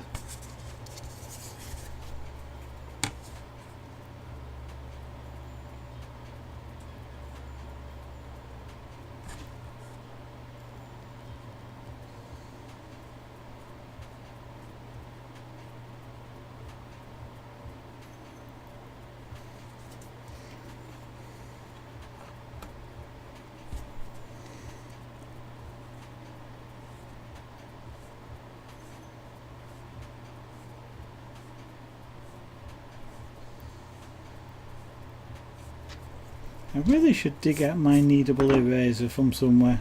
Well, I know where it is. I'm saying dig it out. It's where it's supposed to be, in my drawing drawer.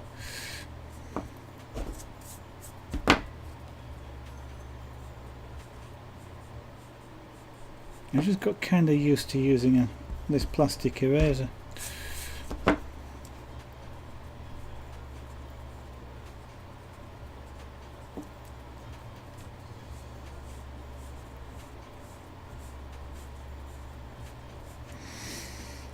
For anybody who's not familiar with pyrography, you cannot erase pyrography using an eraser. Sometimes wish you could, but it doesn't work.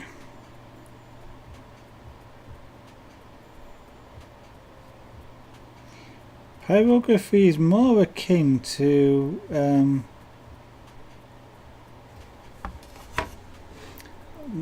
more like a varnish, but is actually cooking. So it's cooking the surface of the wood.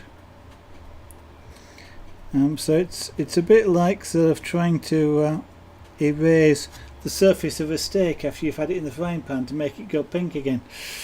That doesn't work.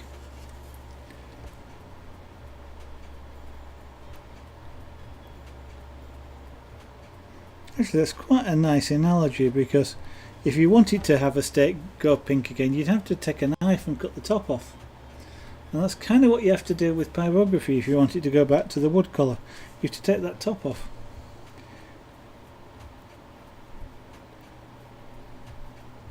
Now, you don't actually have to take a knife and take a really fine slice of it, although if you're that adept at doing that sort of thing, feel free. But you tend to scrape it with a sharp edged implement of some kind, trying to avoid sandpaper, which scratches it too deeply. You could use the wet and dry paper there, but you'd have quite a bit of work, because the darker the colour it is, the deeper the cooking is.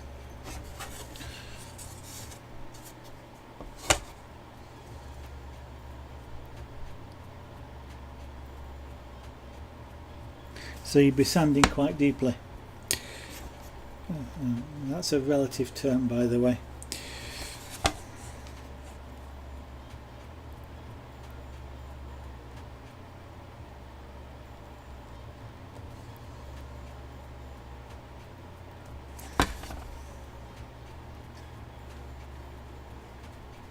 And if you have cats or dogs, try to avoid the hair getting on the tool that you're using. It's not a pleasant smell.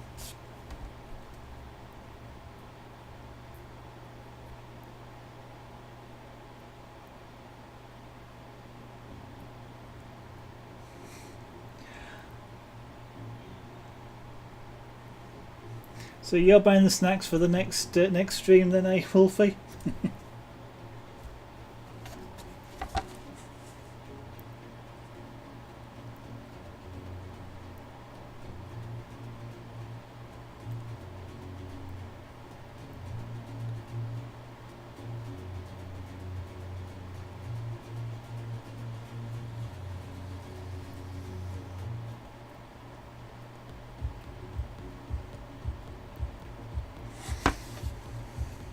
Sure.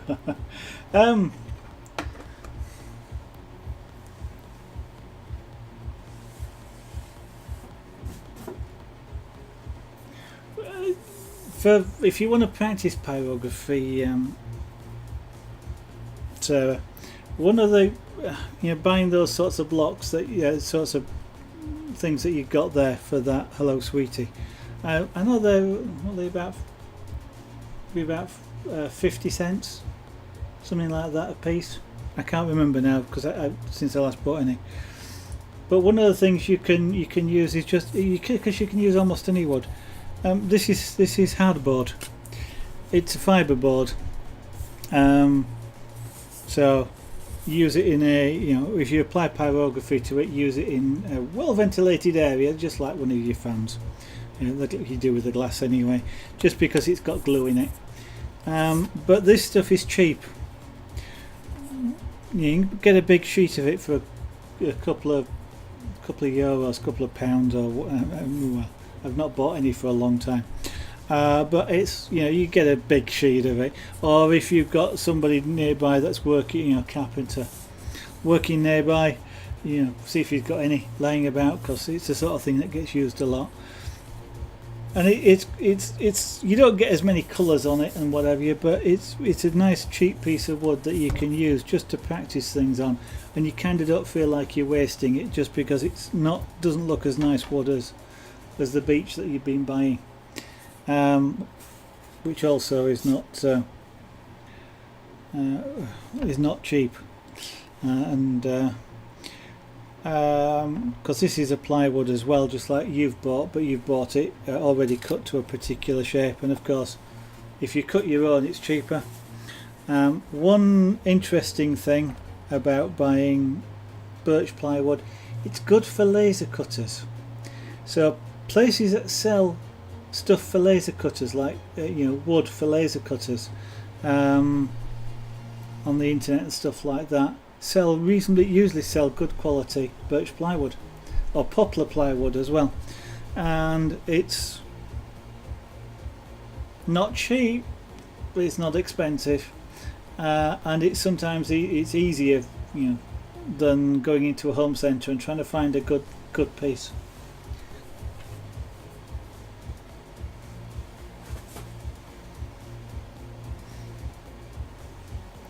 Right, I'm just going to fill in this window.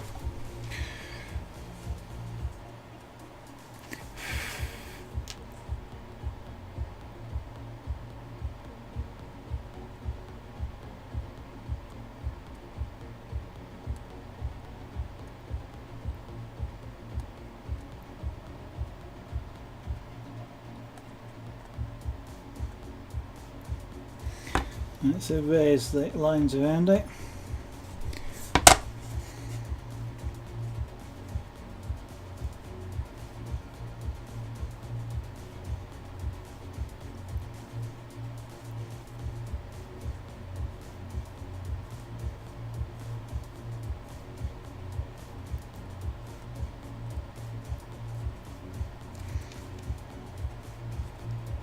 And again, one of those things that you kind of learn from experience. If you're using this sort of eraser, the wood grain on this piece of wood is going that way. Even though these lines that have gone down here, I'm not going that way, I'm going across, because again, if you go up with the grain of the wood, you tend to be able to, it gets down into the grain a little bit and does erase the marks from within the grain, and doesn't tend to push the bits into the grain, because it sort of pushes them along it. If you go the other way, you have a tendency to sort of push them down into, they sort of get stuck in the grain and you push them down into there, and then they don't want to come out. So it does help to sort of follow along the grain of the wood. I found that out after having done it the other way, you know, enough times to go, why is that not coming out, and why can I not get, why does it look grey and grubby? Yeah, and I've got a bit there which is somehow gone deeper into the grain. I'm not going to get that out by the looks of it.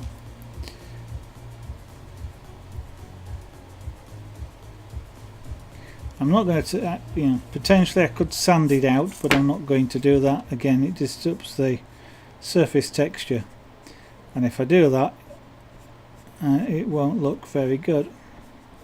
It will stand out as being a sort of an oddly pyrographied. Is that a word? An area where pyrography is being applied oddly.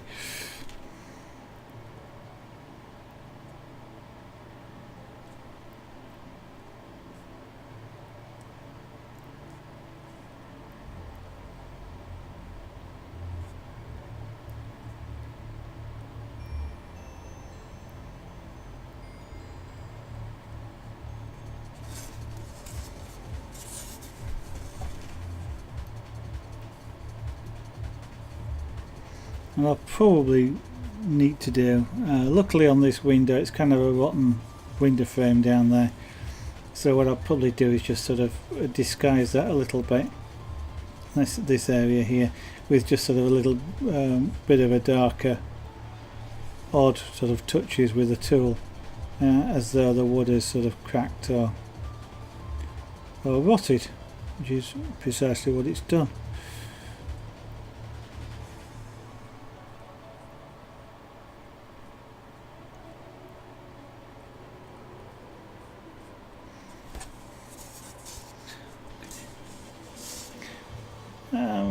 I must play about with the contrasts on this camera.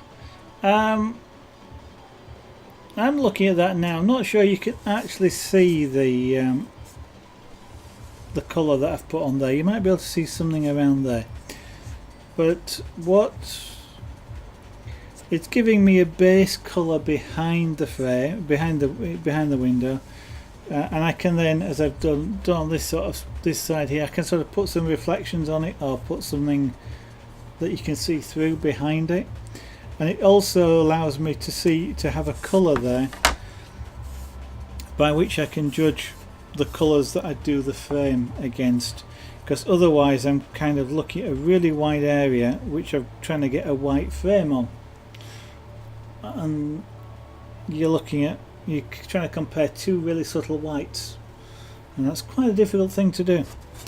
If I can just add a bit of colour here, it makes that job a little bit easier, and also your eye isn't drawn to this white large target area, which means that when you get that on a piece, you're kind of always judging colours against the white when you shouldn't be. You should be judging the colours against what's next to it, which is something I still make the mistake of. Right. I haven't got a perfect edge down there, but I've got enough for now.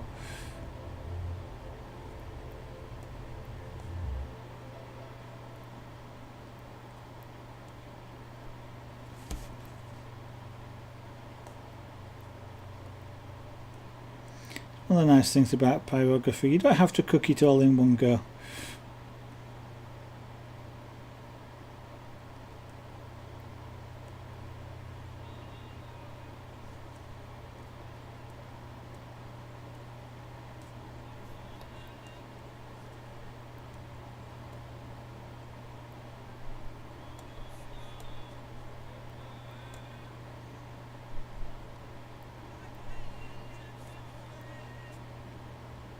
Now it doesn't take a lot of heat to get some colour, really subtle colour, which is really quite nice. It's probably about the lightest I can go, and it'd still be visible in person. But I can go, over it multiple times and keep darkening it down. So if I'm sort of not really sure about the colour I want, or even if I've got something in the right place, by doing it this light, it's a little bit like sort of drawing really lightly, except you've got to remember that you can't erase, but I can hide.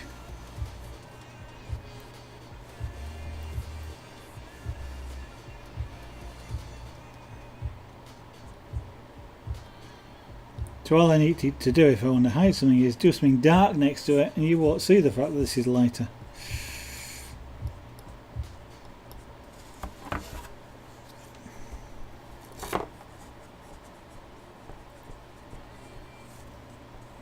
I know that can be something that's difficult for somebody who's unfamiliar with this style of pyrography to follow. Often it's not the absolute colour. It is the contrast of the colour to what's next to it.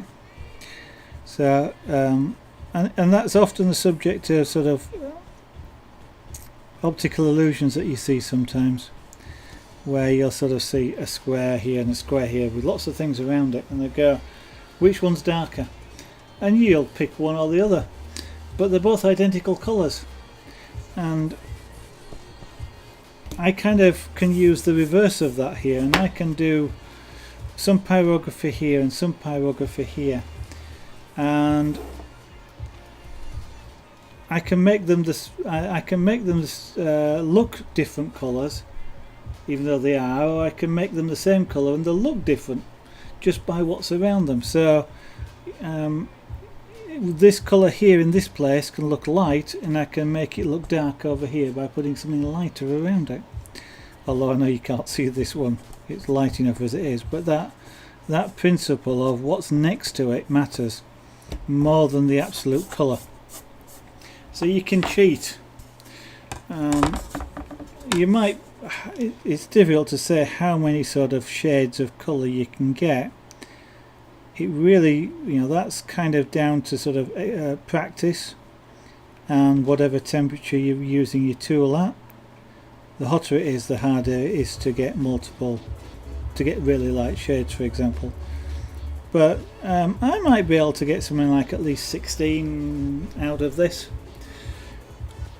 But I've never measured it, I've never tried. One of these days I may try and do a sort of a colour progression and just see how subtle I can get. But because it's all about the contrast, there's an area here that looks dark, I can make that look lighter by putting a really dark line next to it. And yet I can use exactly the same colours over here and make it look dark. It's exactly the same colour and it looks dark because there's something light next to it. So you can make what might be even sort of 4 or 5 shades look like 20 or 30 just because of where it is in the image.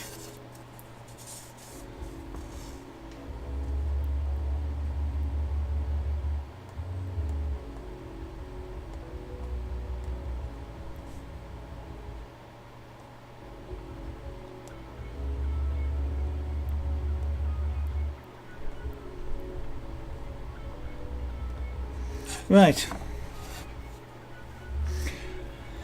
that's going to be it for tonight, because we're now at 9:10 UK time. 10 in the closest side of Europe, and it's time for me to stop for this evening to get on with some other things, like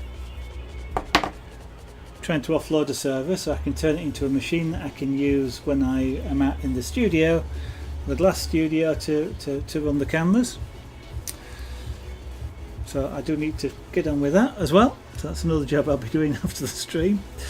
So we'll finish it for now. It's what, Friday? It's Friday today, isn't it? Yes, it's Friday today. So next stream will be on Monday, hopefully. Barring any incidents that stop it, where I will continue with this, probably filling in this window and then working on the door, and maybe doing some experiments about green stuff around here, seeing what will work and what won't work, perhaps on a practice piece of wood. But we'll be continuing with this. So start time 7 PM on Monday, that's UK time, 1800 hours GMT. We're an hour ahead, I keep forgetting. So keep an eye out. Follow me on Twitter or here on Twitch. Oh dear. Why is it whenever you're trying to say something you can't forget the name Twitch except when you want to use it? Yeah,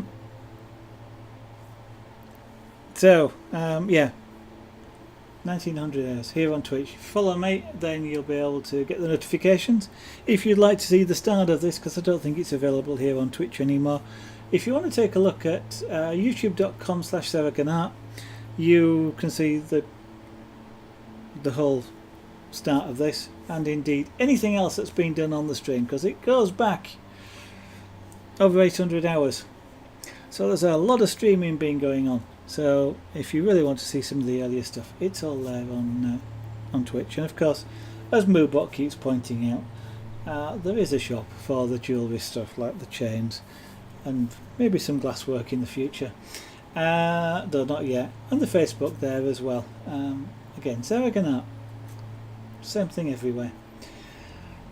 Thank you for watching. Sarah, I don't know if you're going to be streaming again soon, but hopefully you are, because then I'll be able to watch. Because I need to have something to watch whilst I'm at work. So thank you for your streams as well. It's fascinating to see how you do some of this.